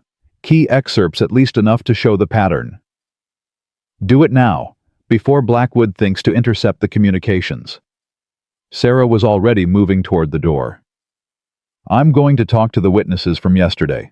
Make sure they're still willing to testify now that Blackwood's fighting back. Parsons, you print our response, make it clear Garrett's providing evidence of his ignorance, not just denying accusations." They scattered to their tasks. Garrett reached the telegraph office just as it opened, paying premium rates to send urgent messages to San Francisco. He needed every letter he'd sent Blackwood about the land acquisitions, every report Blackwood had sent back, every instruction and response that would show the scope of his knowledge and the limits of his orders. While he waited for responses to start arriving, Catherine appeared with breakfast. "Your father's resting comfortably. The hotel doctor examined him this morning. Lungs are healing, but he needs at least another week before he should travel." "We might not have a week." Garrett showed her Blackwood's broadside. Catherine read it carefully, her expression hardening. "This is going to get uglier before it gets better." "I know. People are going to believe him. He's giving them an easy answer, blame the rich outsider who admitted responsibility. Much simpler than accepting that their own sheriff and business leaders were complicit. Maybe they should blame me." Garrett stared at the telegraph machine, willing it to start clicking with responses. "Maybe I deserve it." "Stop that." Catherine's voice was sharp. "You made mistakes. You trusted the wrong person. You were negligent. But you didn't burn houses or kill animals or threaten children. Blackwood did. And the moment you learned about it, you stood up and fought back even though it cost you everything. That's not villainy. That's redemption. Redemption doesn't erase what happened." "No, it doesn't. But it means something. Your father spent 30 years teaching you about honor and character, and you forgot those lessons while chasing money. Now you're remembering. Now you're becoming the man we raised. That matters, Garrett. Don't let Blackwood's lies make you forget that. The telegraph started clicking. Garrett's office manager in San Francisco responding with the first batch of correspondence. He read through it quickly, and relief flooded through him. There, a letter from 18 months ago asking Blackwood for detailed reports on acquisition methods. Blackwood's response was vague, deflecting with general reassurances about standard practices and willing sellers. Another letter asking why several properties were acquired below market value. Blackwood's response claiming eager sellers and motivated circumstances, without explaining what made them eager or motivated. A third letter asking about complaints Garrett had heard secondhand about aggressive tactics. Blackwood's response dismissing them as competitor propaganda and disgruntled former owners seeking attention. He lied to me, Garrett said, showing Catherine the telegrams. Every time I asked questions, he deflected or lied. He deliberately kept me ignorant. That's your evidence. That's proof he was concealing his methods because he knew you wouldn't approve. Catherine squeezed his shoulder. Get more. Get every communication. Build a timeline showing you asked questions and he avoided answering. That's how we prove you didn't know. Over the next 2 hours, telegram after telegram arrived. Garrett's office manager was thorough, sending every relevant communication. By mid-morning, Garrett had a stack of papers showing a clear pattern. He'd asked questions, expressed concerns, requested transparency, and Blackwood had consistently deflected, minimized, or lied. He took everything to Parsons at the newspaper office. The editor read through it quickly, his expression brightening. This is good. This shows you were trying to oversee operations and Blackwood was deliberately keeping you in the dark. Parsons started organizing the documents. I can print excerpts this afternoon. Show the timeline, show his deceptions, show that you were asking the right questions and getting false answers. Will it be enough? To clear you completely, no. You're still responsible for choosing him as a partner, for giving him authority, for not investigating more thoroughly when you had doubts. But it shows you weren't malicious, shows you're a negligent fool rather than a criminal mastermind. Parsons smiled slightly. People can forgive fools. They rarely forgive masterminds. Sarah returned with Jake and Tom, her face troubled. 3 of our witnesses from yesterday have changed their stories. Suddenly they're not sure who threatened them. Can't remember details. One of them claims he might have been mistaken about the whole thing. Blackwood got to them, Tom said. Money or threats, probably both. He's working fast to undermine the case. What about the others? Still holding firm. Mrs. Chen's angry enough to testify against hell itself. The Johnsons are solid. Samuel Tucker, the sheriff's cousin, he's ready to testify even though it'll destroy his relationship with his family. Sarah laid papers on Parsons' desk. But 3 witnesses flipping undermines everyone else, makes them all look unreliable. Then we don't rely on witness testimony alone. Garrett showed them the telegraph records. We build a documentary case. Blackwood's lies my questions the pattern of his deceptions. We prove he was operating independently and criminally. Jake studied the papers. This helps, but it's not enough. Blackwood will claim he was protecting you from details that you knew. More than these letters suggest that you're only producing exculpatory evidence while hiding incriminating communications. I'm not hiding anything. Doesn't matter what's true. Matters what he can make people believe. Jake's voice was grim. He's had 2 years to build relationships in this territory. You're an outsider who admitted guilt. Even with evidence of his deceptions, people will want to believe him over you. Then what do? We find someone who'll testify to Blackwood's character. Someone who knew him before, who can speak to his methods and his willingness to lie. Sarah looked at Garrett. You said you've known him for how long? 3 years. Met him in Denver, brought him on as a partner 2 years ago. Who introduced you? A banker. Marcus Freeman. He vouched for Blackwood's business acumen and connections. Where's Freeman now? Still in Denver, I assume. Running his bank. Sarah and Jake exchanged glances. We need to talk to him, Sarah said. find out what he really knows about Blackwood. Whether he knew about these methods, whether he's been involved in similar schemes before. That's a 2-day ride. Then we ride fast. Sarah was already planning. Jake, you stay here with Tom. Protect Daniel and Catherine. Make sure no one intimidates the remaining witnesses. Garrett and I will go to Denver, talk to Freeman, get back before Blackwood knows we're gone.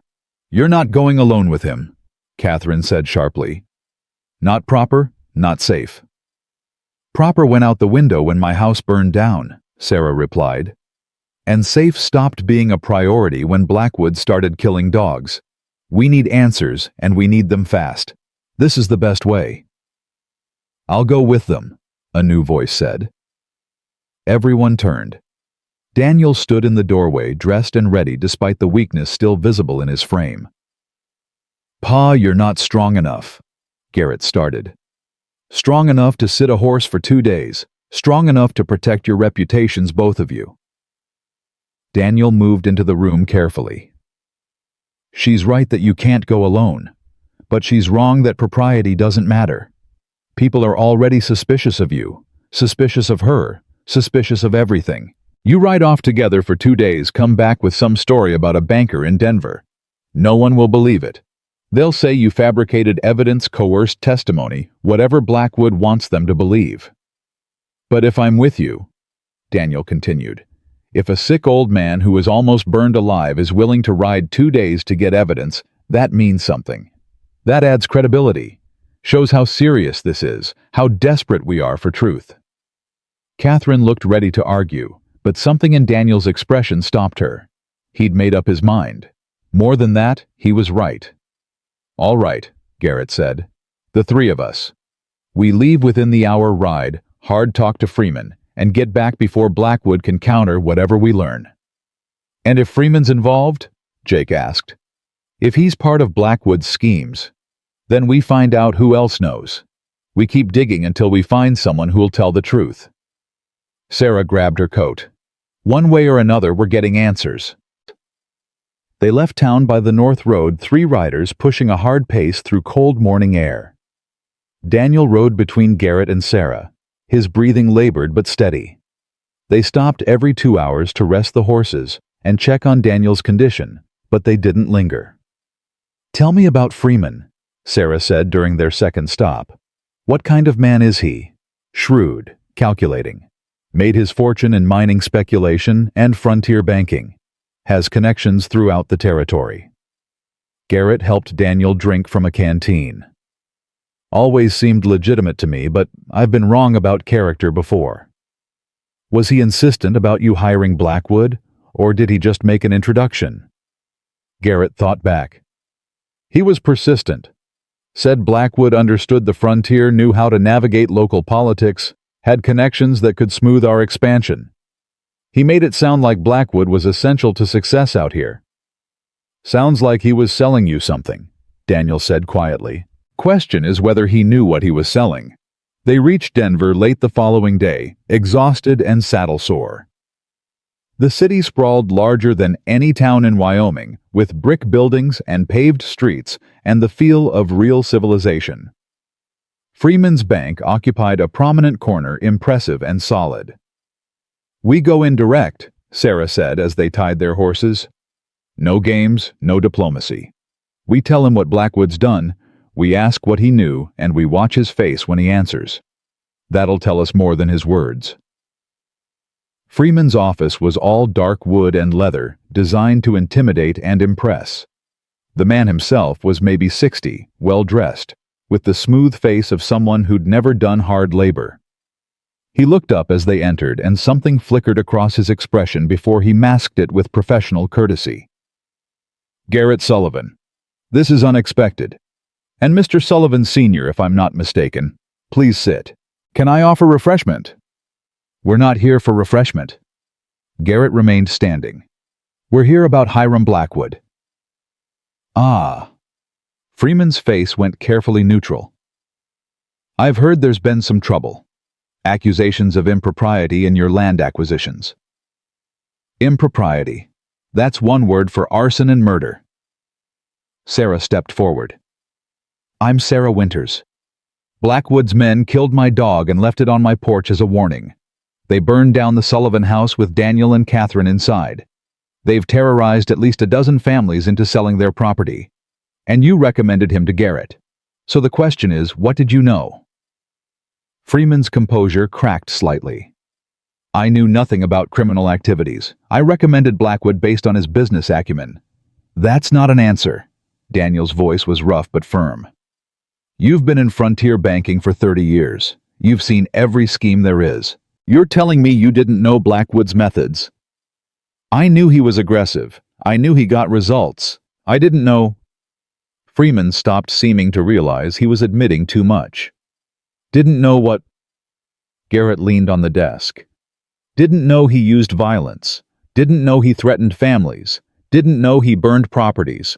Or didn't ask because you didn't want to know. Freeman was silent for a long moment. Then he sighed, and some of the smooth facade fell away. I didn't ask. You're right about that. Blackwood got properties acquired fast and cheap. I made money financing his ventures. I didn't look too closely at his methods because I didn't want to find anything that would stop the profits. So you're complicit, Sarah said flatly. I'm guilty of willful ignorance. Same as Garrett, if we're being honest. Freeman looked at Garrett. The difference is you're trying to make it right. I was hoping it would all stay buried. How many other ventures has Blackwood run like this? 3 that I know of, maybe more. He's been operating in frontier territories for a decade, always staying ahead of legal consequences, always moving on before questions catch up with him. Freeman pulled open a desk drawer, retrieved a folder. I kept records, documentation of his previous operations. Thought it might be useful insurance someday if he ever turned on me. He handed the folder to Garrett. Inside were property records, witness statements from previous territories, documentation of similar patterns, threats, violence, families driven from land properties acquired below value. Why are you giving us this? Garrett asked. Because I'm old and tired of being old. Because my wife died last year and my children won't speak to me and I've spent 30 years building wealth on other people's suffering. Because maybe if I help stop him this time, it'll count for something when I stand before God. Freeman's voice was bitter. Or maybe I'm just a coward who wants to save himself before this all comes down. Take your pick. Will you testify? Sarah demanded. Will you stand up in court or in front of the territorial governor and tell what you know about Blackwood's methods? If I do that, my bank fails. My reputation's destroyed. Everything I've built. Everything you've built on corruption and blood money. Sarah's voice was hard. You just admitted you knew Blackwood used violence. You financed his operations. You profited from families losing their homes. So yes, you'll lose everything. That's called consequences. Now answer the question, will you testify? Freeman looked at her, then at Daniel, then at Garrett. Whatever he saw in their faces seemed to break something in him. Yes, I'll testify. I'll document everything I know. I'll turn state's evidence against Blackwood and anyone else involved. He slumped in his chair. God help me, I'll do it. God might, Daniel said. But those families won't. Neither will we. You testify because it's right, not because you expect forgiveness. They left with Freeman's documentation and his written statement promising testimony. The ride back to redemption took another day and a half, pushing hard despite exhaustion. Daniel's strength was flagging by the time they reached town, but he stayed in the saddle through sheer will. The town looked different when they returned. More people on the streets, more tension in the air. Parsons had been busy broadsides covered every wall, some supporting Garrett's version of events, others supporting Blackwood's. The town was dividing, choosing sides, preparing for the confrontation everyone knew was coming. Catherine met them at the hotel, relief flooding her face when she saw Daniel still upright. Thank God. I've been imagining every terrible thing. We're fine, and we got what we needed. Garrett showed her Freeman's documentation, evidence of Blackwood's pattern, a witness willing to testify, proof that this isn't the first time he's run this scheme. Good, because things have escalated here. Catherine's voice was tight. 2 more witnesses changed their stories. Sheriff Tucker arrested Mrs. Chen on false charges, disturbing the peace of all things. And Marshal Kane received a telegram recalling him to Santa Fe for consultation. Someone's pulling strings to get him away from the investigation. Blackwood's fighting back hard, Sarah said. He knows we're building a case. He's trying to dismantle it before it solidifies. There's more. Jake appeared, his face grim. Blackwood's coming here. Tomorrow. Says he wants to set the record straight and clear his name before the people of Redemption. He's organizing a town meeting in the church, public testimony from both sides. That's insane, Garrett said. He's just going to lie. Of course he will. But he's smart. He's making it look like he's the one seeking truth while you're the one hiding. Jake handed him a broadside. Read it. He's positioned himself as the honest partner betrayed by a corrupt boss. Says he'll answer any question, provide any documentation, submit to any examination. He's daring you to face him publicly. Garrett read the broadside, feeling his stomach tighten. Blackwood was good. The language was perfect, positioning him as transparent and wronged, while implying Garrett was guilty and evasive. It's a trap, Sarah said. He wouldn't call for a public meeting unless he's confident he can win it. He must have something planned, some evidence or testimony that'll destroy your credibility. Probably. Garrett set down the broadside. But we can't refuse. If I don't show up, it looks like I'm guilty and afraid. If I do show up, I walk into whatever trap he's set. Either way, he wins. Not if we spring our own trap. Daniel's voice was weak but determined. We've got Freeman's testimony. We've got documentation of Blackwood's previous schemes. We've got evidence he lied to you repeatedly. We go to this meeting, and we don't just defend ourselves, we attack. We put him on trial instead of us. In a church full of people, half of whom already think I'm guilty. Garrett shook his head. Pa, that's our only chance. Daniel coughed, but pushed through. Blackwood's expecting you to be defensive to try to prove your innocence. He's ready for that. He's not ready for you to go on offense, to publicly accuse him of multiple schemes across multiple territories, to produce a witness, Freeman, who'll testify to Blackwood's pattern of violence and fraud, to make this about his crimes, not your negligence. Sarah nodded slowly. Your father's right. We've been playing defense since this started. Time to attack. And if it doesn't work, if the town sides with him anyway, then we lose, Catherine said simply. Then we take our evidence to the territorial governor and the federal courts, and we fight through official channels. It'll take years. Blackwood will have time to disappear or destroy evidence. But at least we'll have tried. Garrett looked around at his family and the woman who'd become part of it. They were exhausted, battered, fighting an enemy with more resources and local support.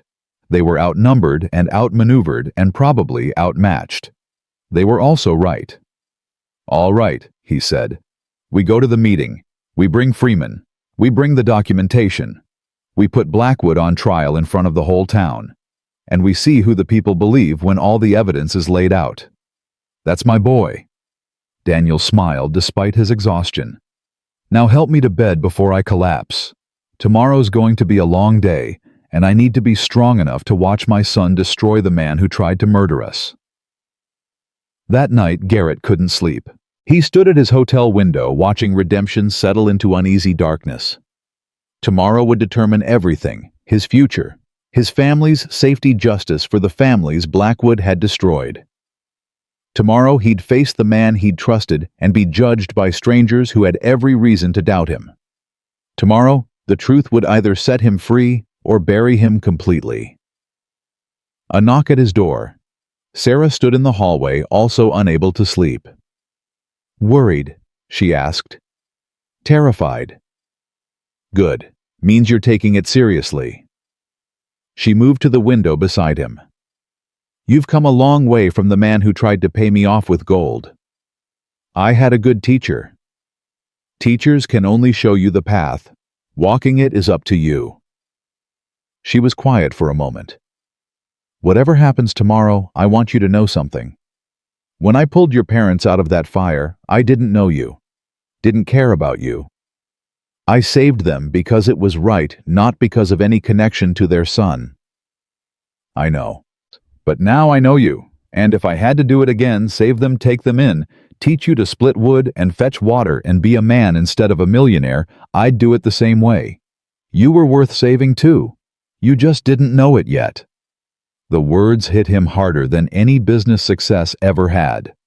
Thank you. For everything. For saving them. For not giving up on me. For standing beside me even when I didn't deserve it. You earned it. By choosing truth over comfort. By standing up when it cost you everything. By learning that money's not what makes a man wealthy. She turned to face him. Whatever happens tomorrow, that's who you are now. That can't be taken away regardless of what Blackwood says or what the town believes. And if we lose, then we lose knowing we fought with honor. That's more than most people can say. She moved toward the door. Get some sleep, Garrett. Tomorrow we find out if truth really does set you free, or if that's just something preachers say to make themselves feel better. After she left, Garrett finally lay down, though sleep came fitfully. His dreams were full of fire and accusations of his father's disappointed face, and Sarah's measuring eyes of a town divided and a truth too complicated for easy answers. He woke before dawn dressed carefully and prepared to face judgment. The church was packed by the time they arrived. Every pew filled, people standing along the walls, more crowded outside the doors trying to hear. Garrett walked in with Sarah on one side, his parents on the other, feeling hundreds of eyes tracking their movement. The weight of judgment pressed down like physical force. Hiram Blackwood stood at the front beside Reverend Matthews, looking every inch the wronged man. He was tall, distinguished, with silver hair and a face that projected honest concern.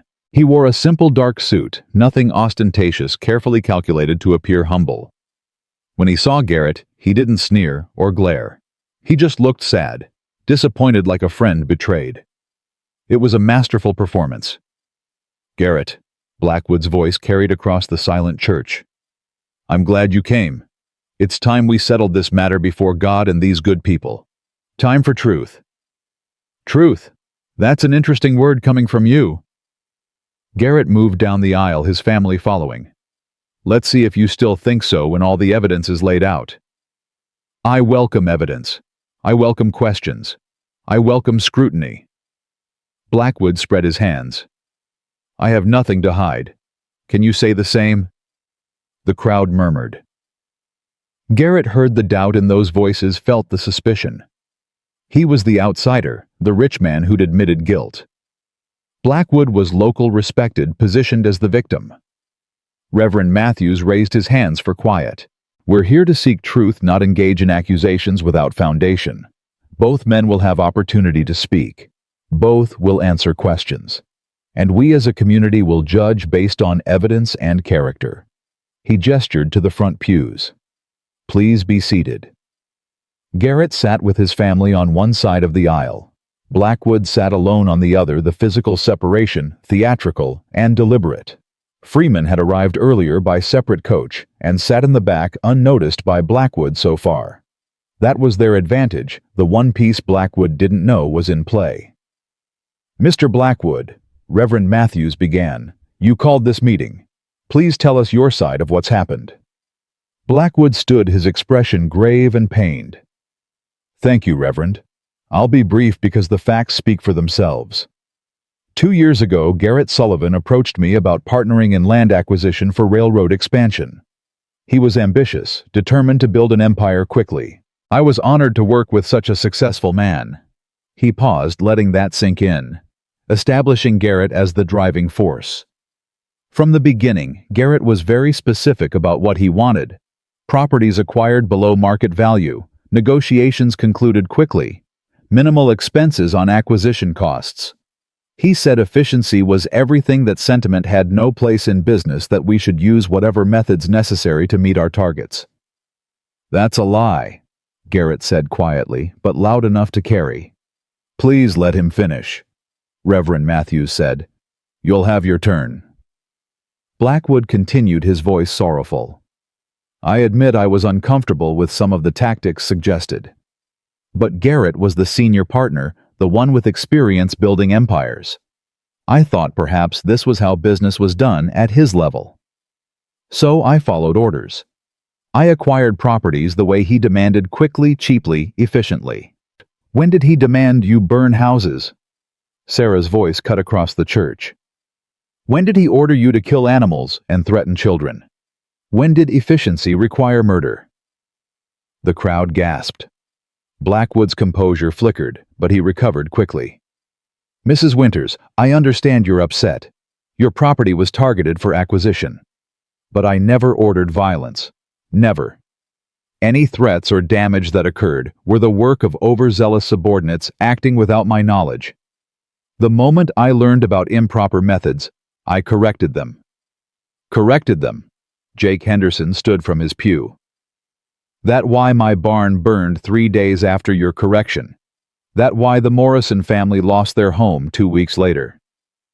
I can't control every action of every employee, but you're claiming you controlled mine. Garrett stood now. You're saying I ordered these crimes, but you're simultaneously claiming you couldn't control the people carrying them out. Which is it, Blackwood? Were you following my orders, or were subordinates acting independently? Blackwood's jaw tightened. You gave broad directives about results. I interpreted those directives in the field. Sometimes my employees exceeded their authority. I'm responsible for managing them poorly. But the underlying directive, acquire properties quickly and cheaply by any means necessary, that came from you. Show me one letter where I said, by any means necessary. Show me one communication where I authorized violence or threats. Garrett pulled out the stack of telegrams from his coat. Because I have dozens of letters where I asked about your methods and you deflected. Where I expressed concerns about complaints and you dismissed them as propaganda. Where I specifically asked for detailed reports and you gave vague reassurances. He held the papers high. Every communication between us for 2 years. Every question I asked that you avoided answering. Every time you lied to keep me ignorant of what you were really doing. It's all here, documented, dated, undeniable. Blackwood's confidence wavered slightly. Those letters prove nothing, except that you were trying to maintain plausible deniability. You asked questions you didn't want answered. You created a paper trail to protect yourself while giving me verbal orders to do whatever it took. Verbal orders. Garrett laughed without humor. How convenient. No evidence, no witnesses, just your word against mine. There are witnesses. Blackwood gestured to Sheriff Tucker, who sat in the third pew. Sheriff, you've taken statements from my employees. What did they tell you about Mr. Sullivan's involvement? Tucker stood looking uncomfortable. Well, several men said Sullivan gave orders about efficiency and results. Said he didn't care about methods as long as properties were acquired. Did any of them say I specifically ordered violence? Garrett demanded. Not specifically, but... Did any of them say I knew about threats or arson or property damage? They said you must have known given how often you visited. I visited twice in 2 years, both times for less than a week. Both times Blackwood showed me paperwork and properties already acquired. I never met with his employees, never gave them orders, never even knew their names. Garrett looked around the church. How could I order crimes I didn't know were happening from people I'd never met? The crowd murmured, uncertain now. Blackwood jumped in quickly. You didn't need to give direct orders. You created a culture that demanded results without caring about methods. You rewarded me for fast, cheap acquisitions without asking how I achieved them. That's complicity, Garrett. That's guilt by willful ignorance. You're right. Garrett's voice was steady. I am guilty of willful ignorance. Guilty of trusting you without verification. Guilty of caring more about profits than people. I've admitted that from the beginning. I stood in this town street and publicly confessed my negligence. So yes, I'm guilty of being a fool who enabled your crimes through my absence and ignorance. He stepped into the aisle facing Blackwood directly. But there's a difference between enabling evil through ignorance and committing evil through intent. I was negligent. You were criminal. I failed to ask enough questions. You actively lied to prevent me from learning the truth. I'm responsible for choosing you as a partner. You're responsible for burning houses and terrorizing families and nearly murdering my parents. I never ordered. Then who did? Garrett's voice rose. You just admitted you were in charge of field operations. You admitted managing employees. You admitted interpreting my directives. So if you didn't order the violence and I didn't order the violence, then who did? Who ordered the fire that almost killed Daniel and Catherine Sullivan? Who killed Sarah Winter's dog? Who poisoned Mrs. Chen's well? Blackwood's face reddened. Overzealous subordinates acting independently. 12 times across 2 years, always right after you made final offers on properties. Garrett pulled out more documentation. I've got a timeline here. Every incident of violence or property damage matched to the date of your last offer on that property. The Morrison barn burned 2 days after they refused to sell. Mrs. Chen's well was poisoned 3 days after she told your men to leave. My parents' house went up in flames 48 hours after my father told you to go to hell. He held up the papers. That's not coincidence. That's not subordinates acting independently. That's a pattern. That's a method. That's deliberate terrorism to drive people off their land, and you're the only one with authority and motive to order it. You can't prove I gave those orders. Actually, I can. Garrett gestured to the back of the church. Marcus Freeman, would you please stand? Freeman rose slowly, and Blackwood's face went white. Mr. Freeman is a banker from Denver. He's the man who introduced me to Blackwood. He's also the man who's financed 3 previous ventures Blackwood ran in Montana, Colorado, and New Mexico. Garrett looked at Blackwood. Should I tell them what happened in those territories, or would you like to? Freeman's lying. I haven't said anything yet. Freeman interrupted, his voice quiet but carrying. But I will now. I financed Hiram Blackwood's operations in 3 territories over the past decade. In each case, the same pattern emerged. Aggressive land acquisition properties bought below value. After suspicious accidents, families driven from their homes by threats and violence. In each case, Blackwood moved on before legal consequences caught up with him. And in each case, I profited from his methods while pretending not to know the details. The church was dead silent. I'm here to testify that Blackwood has used these methods for years, that he's refined them into a system, that he specifically sought partners who would stay distant and ignorant while he handled field operations. Garrett Sullivan isn't the first man Blackwood deceived. He's just the first one willing to stand up and fight back once he learned the truth. Freeman pulled out his own documentation. I have records of Blackwood's previous operations, witness statements from other territories, evidence of identical patterns, the same tactics, the same timeline, the same results. This isn't a case of one partnership gone wrong. This is a career criminal who's been running the same scheme for a decade using legitimate businessmen as cover while he terrorizes innocent families. Blackwood's composure shattered. You sanctimonious hypocrite. You profited from every deal. You knew exactly what I was doing. I did, Freeman agreed. I'm guilty too. I'm willing to testify to that, to accept whatever consequences come. Are you? This is a setup. Sullivan and Freeman conspired to frame me. Then explain Montana, Garrett said. Explain the Henderson family outside Billings who lost their ranch after mysterious fires. Explain the Chen family.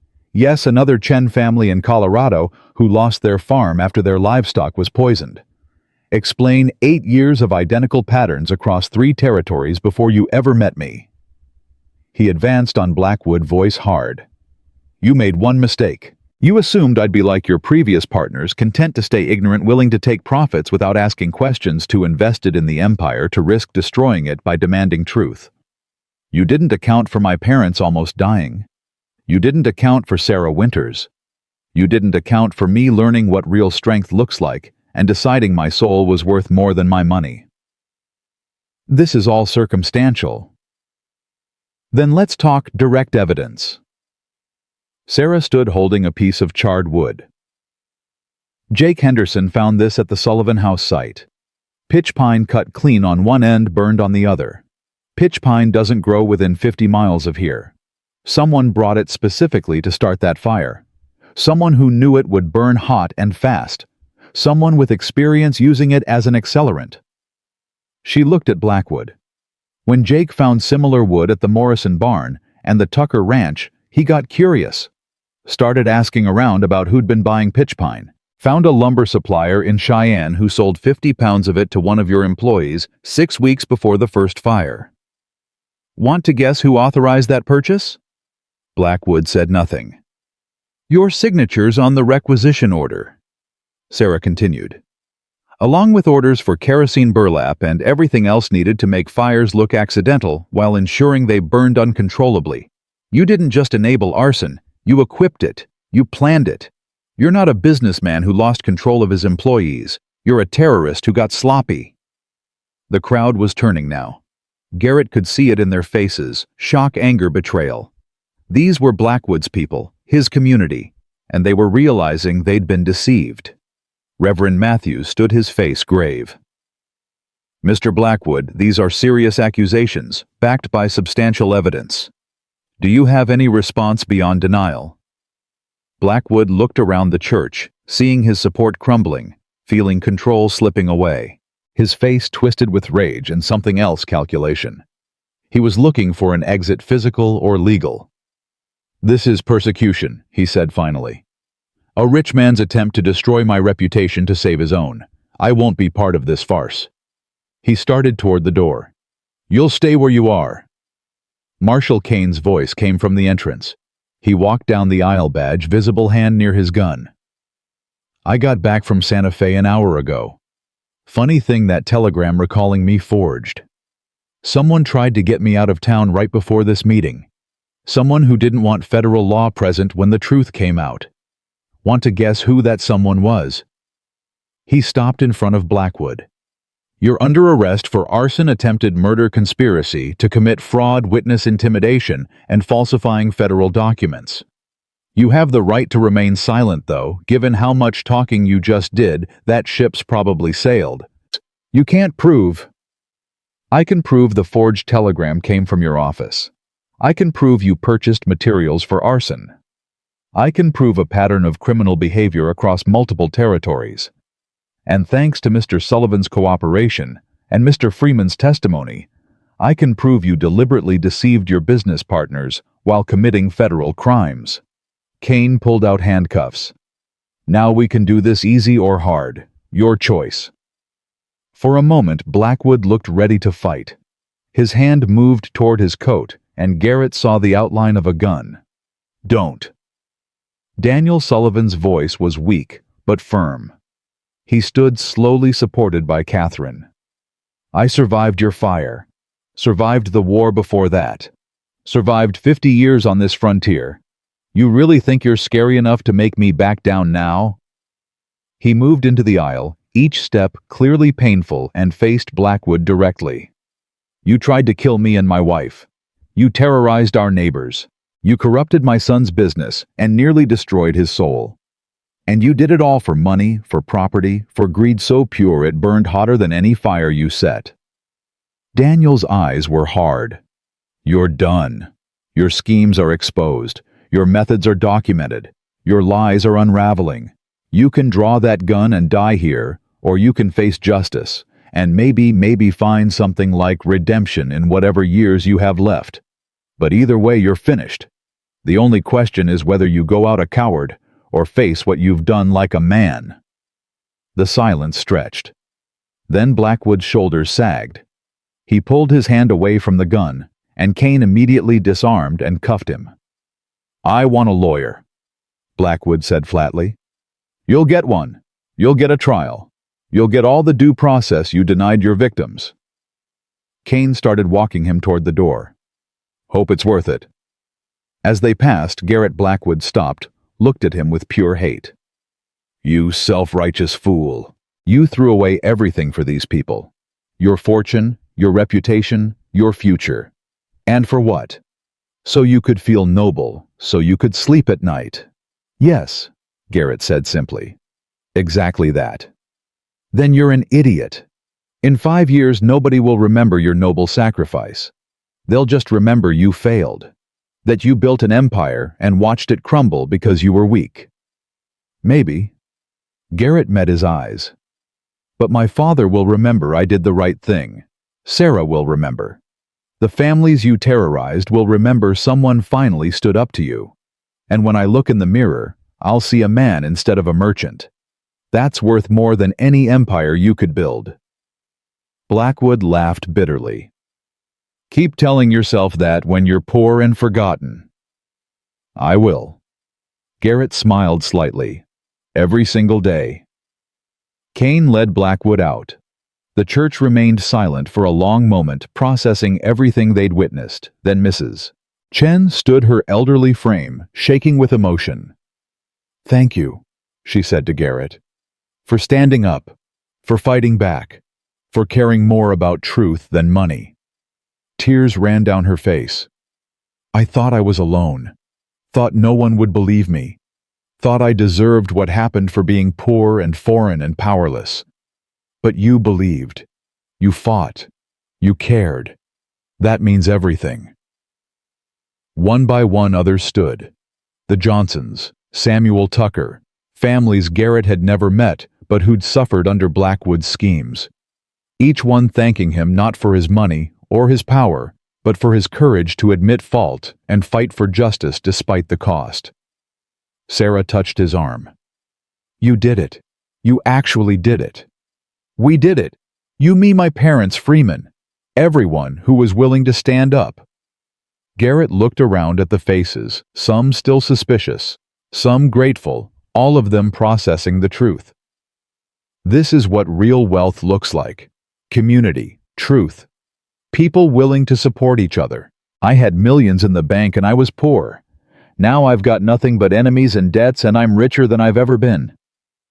You've got more than nothing, Catherine said softly. She and Daniel stood beside them, his arm around her shoulders. You've got family who's proud of you.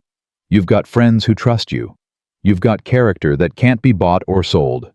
That's something worth more than gold. Reverend Matthews approached his expression thoughtful. Mr. Sullivan, I misjudged you. I thought you were just another rich man trying to buy his way out of consequences. I was wrong. What you did today, admitting fault, accepting responsibility, fighting for truth despite the personal cost, that's the definition of redemption.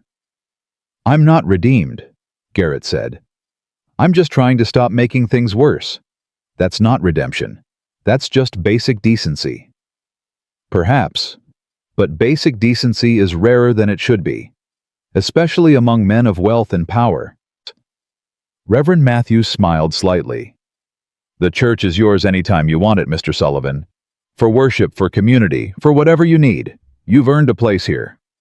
Over the following weeks, everything changed. Blackwood went to trial, was convicted on multiple federal charges, and sentenced to 20 years in territorial prison. Sheriff Tucker resigned in disgrace, having been proven complicit in covering up crimes. Several of Blackwood's employees turned state's evidence in exchange for reduced sentences, providing detailed testimony about the schemes they'd carried out under his orders. The territorial governor launched a full investigation into land fraud across 3 territories. Freeman testified extensively. His bank was liquidated to compensate victims, and he spent his remaining years working with the land office to identify and rectify corrupt acquisitions. Garrett's business empire collapsed exactly as predicted. Partners abandoned him. Investors pulled funding. His San Francisco properties were sold to cover debts and restitution payments. Within 2 months, he went from millionaire to man of modest means, living on the proceeds from selling everything he'd built. And he'd never been happier. He moved into a small house on the edge of redemption, close to where his parents were rebuilding their ranch, with money from the Territorial Restitution Fund. Every morning he woke to the sound of hammers and saws, worked alongside hired men, no longer as the boss, but as labor, and went to bed exhausted and satisfied. Sarah's cabin on the ridge became the foundation for something larger. With help from families, grateful for justice, finally served, they expanded it into a proper ranch house. Not elaborate, not expensive, but solid and warm and full of life. 6 months after Blackwood's trial, on a spring morning when wildflowers covered the valley, Garrett stood on Sarah's porch, watching his father carve something at the workbench they'd built together. "What are you making?" he asked. Daniel held up the half-finished piece, a cradle simple but beautiful. "Figured you'd be needing this eventually, assuming you finally get around to asking that woman to marry you. I'm working up to it. Work faster. You're not getting any younger, and she's not getting any more patient." Daniel set down his tools. "You know she'll say yes. Everyone knows she'll say yes. You two have been dancing around it for months. I want to make sure I'm asking for the right reasons. Not because I'm grateful or because it's expected or because you love her," Daniel interrupted. "Because she's the strongest person you've ever met. Because she showed you what real wealth looks like, and you want to spend your life building that kind of wealth together. Those are the right reasons, son. Everything else is just fear." Garrett smiled. "When did you get so wise?" "Around the time I almost died in a fire, and my idiot son finally learned what matters." Daniel stood moved to stand beside him. "I'm proud of you. Not for what you had or what you lost, but for who you became when everything fell apart. That's the real test of character, not how you handle success, but how you handle failure." "I feel like I'm still failing, still figuring things out." "Good. That means you're still growing. The day you think you've got it all figured out is the day you stop learning." Daniel gripped his shoulder. "Now go ask that woman to marry you before she gets tired of waiting and asks you first." Garrett found Sarah in the garden she'd planted behind the house, working soil that had been frozen and dead 6 months ago but now bloomed with life. She looked up as he approached, dirt on her hands, sunlight in her hair, and something in his chest tightened with certainty. "We need to talk," he said. "That's never good." But she was smiling. "What's wrong?" "Nothing's wrong. Everything's actually right for the first time in my life. And I've been thinking, dangerous activity for you. That we should make it official. This thing we've been building. This partnership." Sarah set down her tools, stood to face him. "What kind of partnership are we talking about, Garrett Sullivan?" "The permanent kind. The kind where we sign papers and make promises, and build something together that lasts." He took her hands, dirty as they were. "Marry me. Not because you saved my parents or taught me to split wood or stood beside me when everything fell apart. Marry me because I want to spend every day learning from you. Because your strength makes me stronger. Because together we're building something more valuable than any empire I could buy." "That's a terrible proposal," Sarah said, but her eyes were bright. "I know. I'm not good at this. Not good at romance or pretty words or—" She kissed him. Brief, firm, certain. Then pulled back and looked at him with those steel-gray eyes that had measured him from the first moment they met. "Yes, I'll marry you. Not because you're reformed or redeemed or whatever you think you need to be. I'll marry you because you're honest. Because you learn to value people over profit. Because you're willing to work hard and fail and keep trying. Because you've become a man worth building a life with. I have nothing to offer you.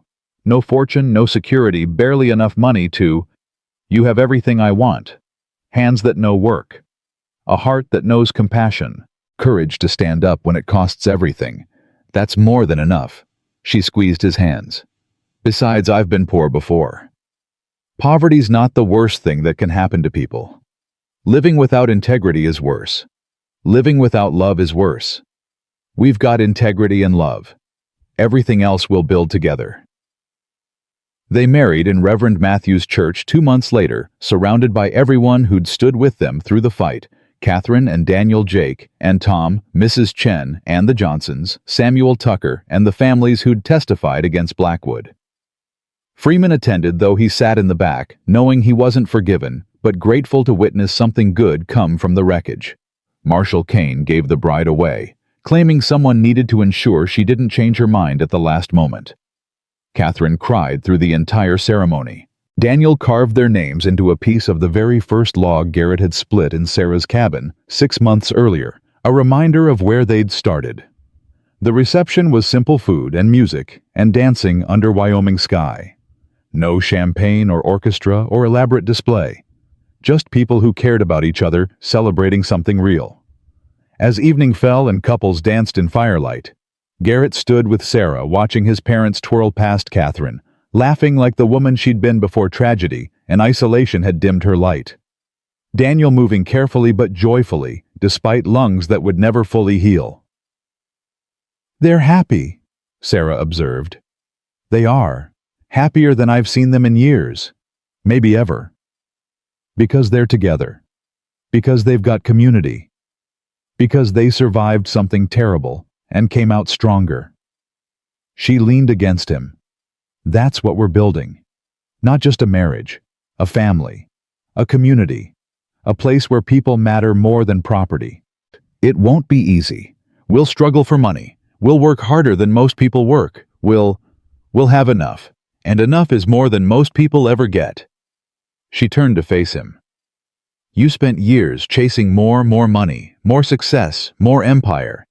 Did it make you happy? No. This makes you happy." He looked around at the people dancing at his parents alive and well, at the woman who'd saved them all standing before him. "Yes, this makes me happy." "Then that's all that matters." She kissed him again. "Now dance with your wife before people start thinking you married me for my land." "You don't have any land. You barely have a house." "Exactly. Which means you definitely married me for love. Most practical decision you've ever made." They danced as stars emerged overhead. Later, Daniel presented them with the cradle he'd carved, grinning at their surprise. "For when you get around to needing it.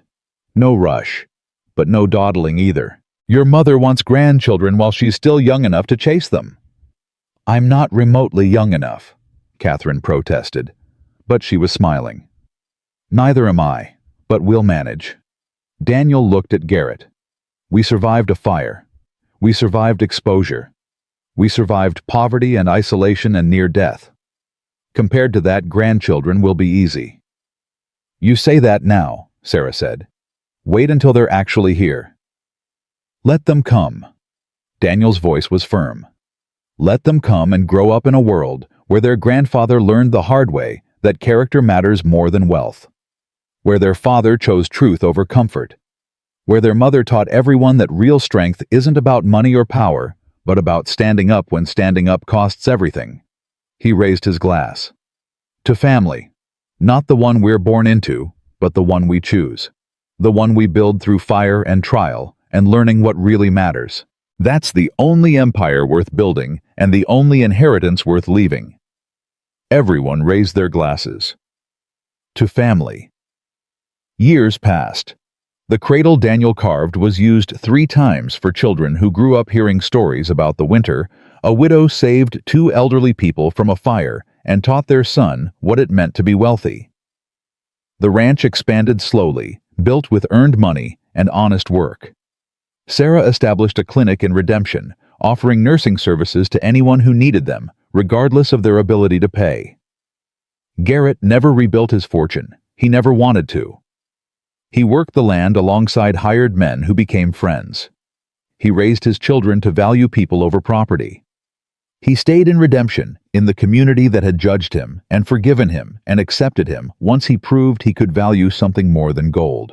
On quiet evenings when work was done and family gathered around the fire, Catherine would sometimes ask him if he regretted the choices he'd made. If he missed the empire, he'd destroyed the wealth, he'd abandoned the life he'd left behind.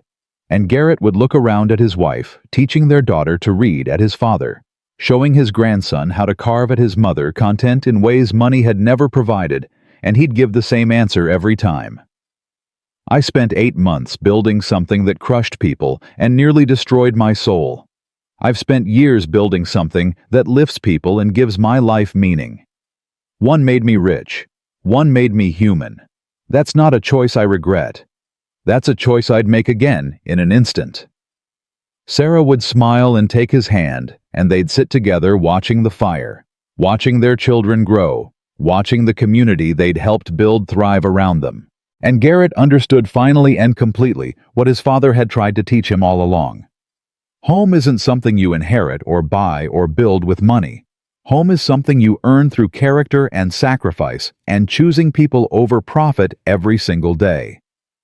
Home is loving someone who has nothing and being loved back for who you are rather than what you own. Home is standing up when it costs everything and finding out that everything you lose was never yours to begin with. He'd been a millionaire cowboy who thought he had the world. He'd become a simple rancher who knew he had enough.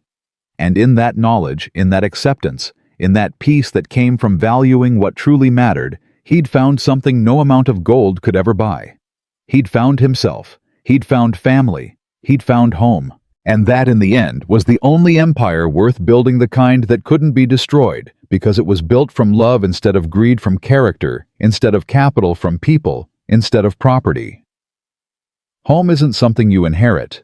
It's something you build hand by hand, heart by heart, choice by choice. And once you understand that once you live, that you're wealthier than any millionaire could ever dream of being.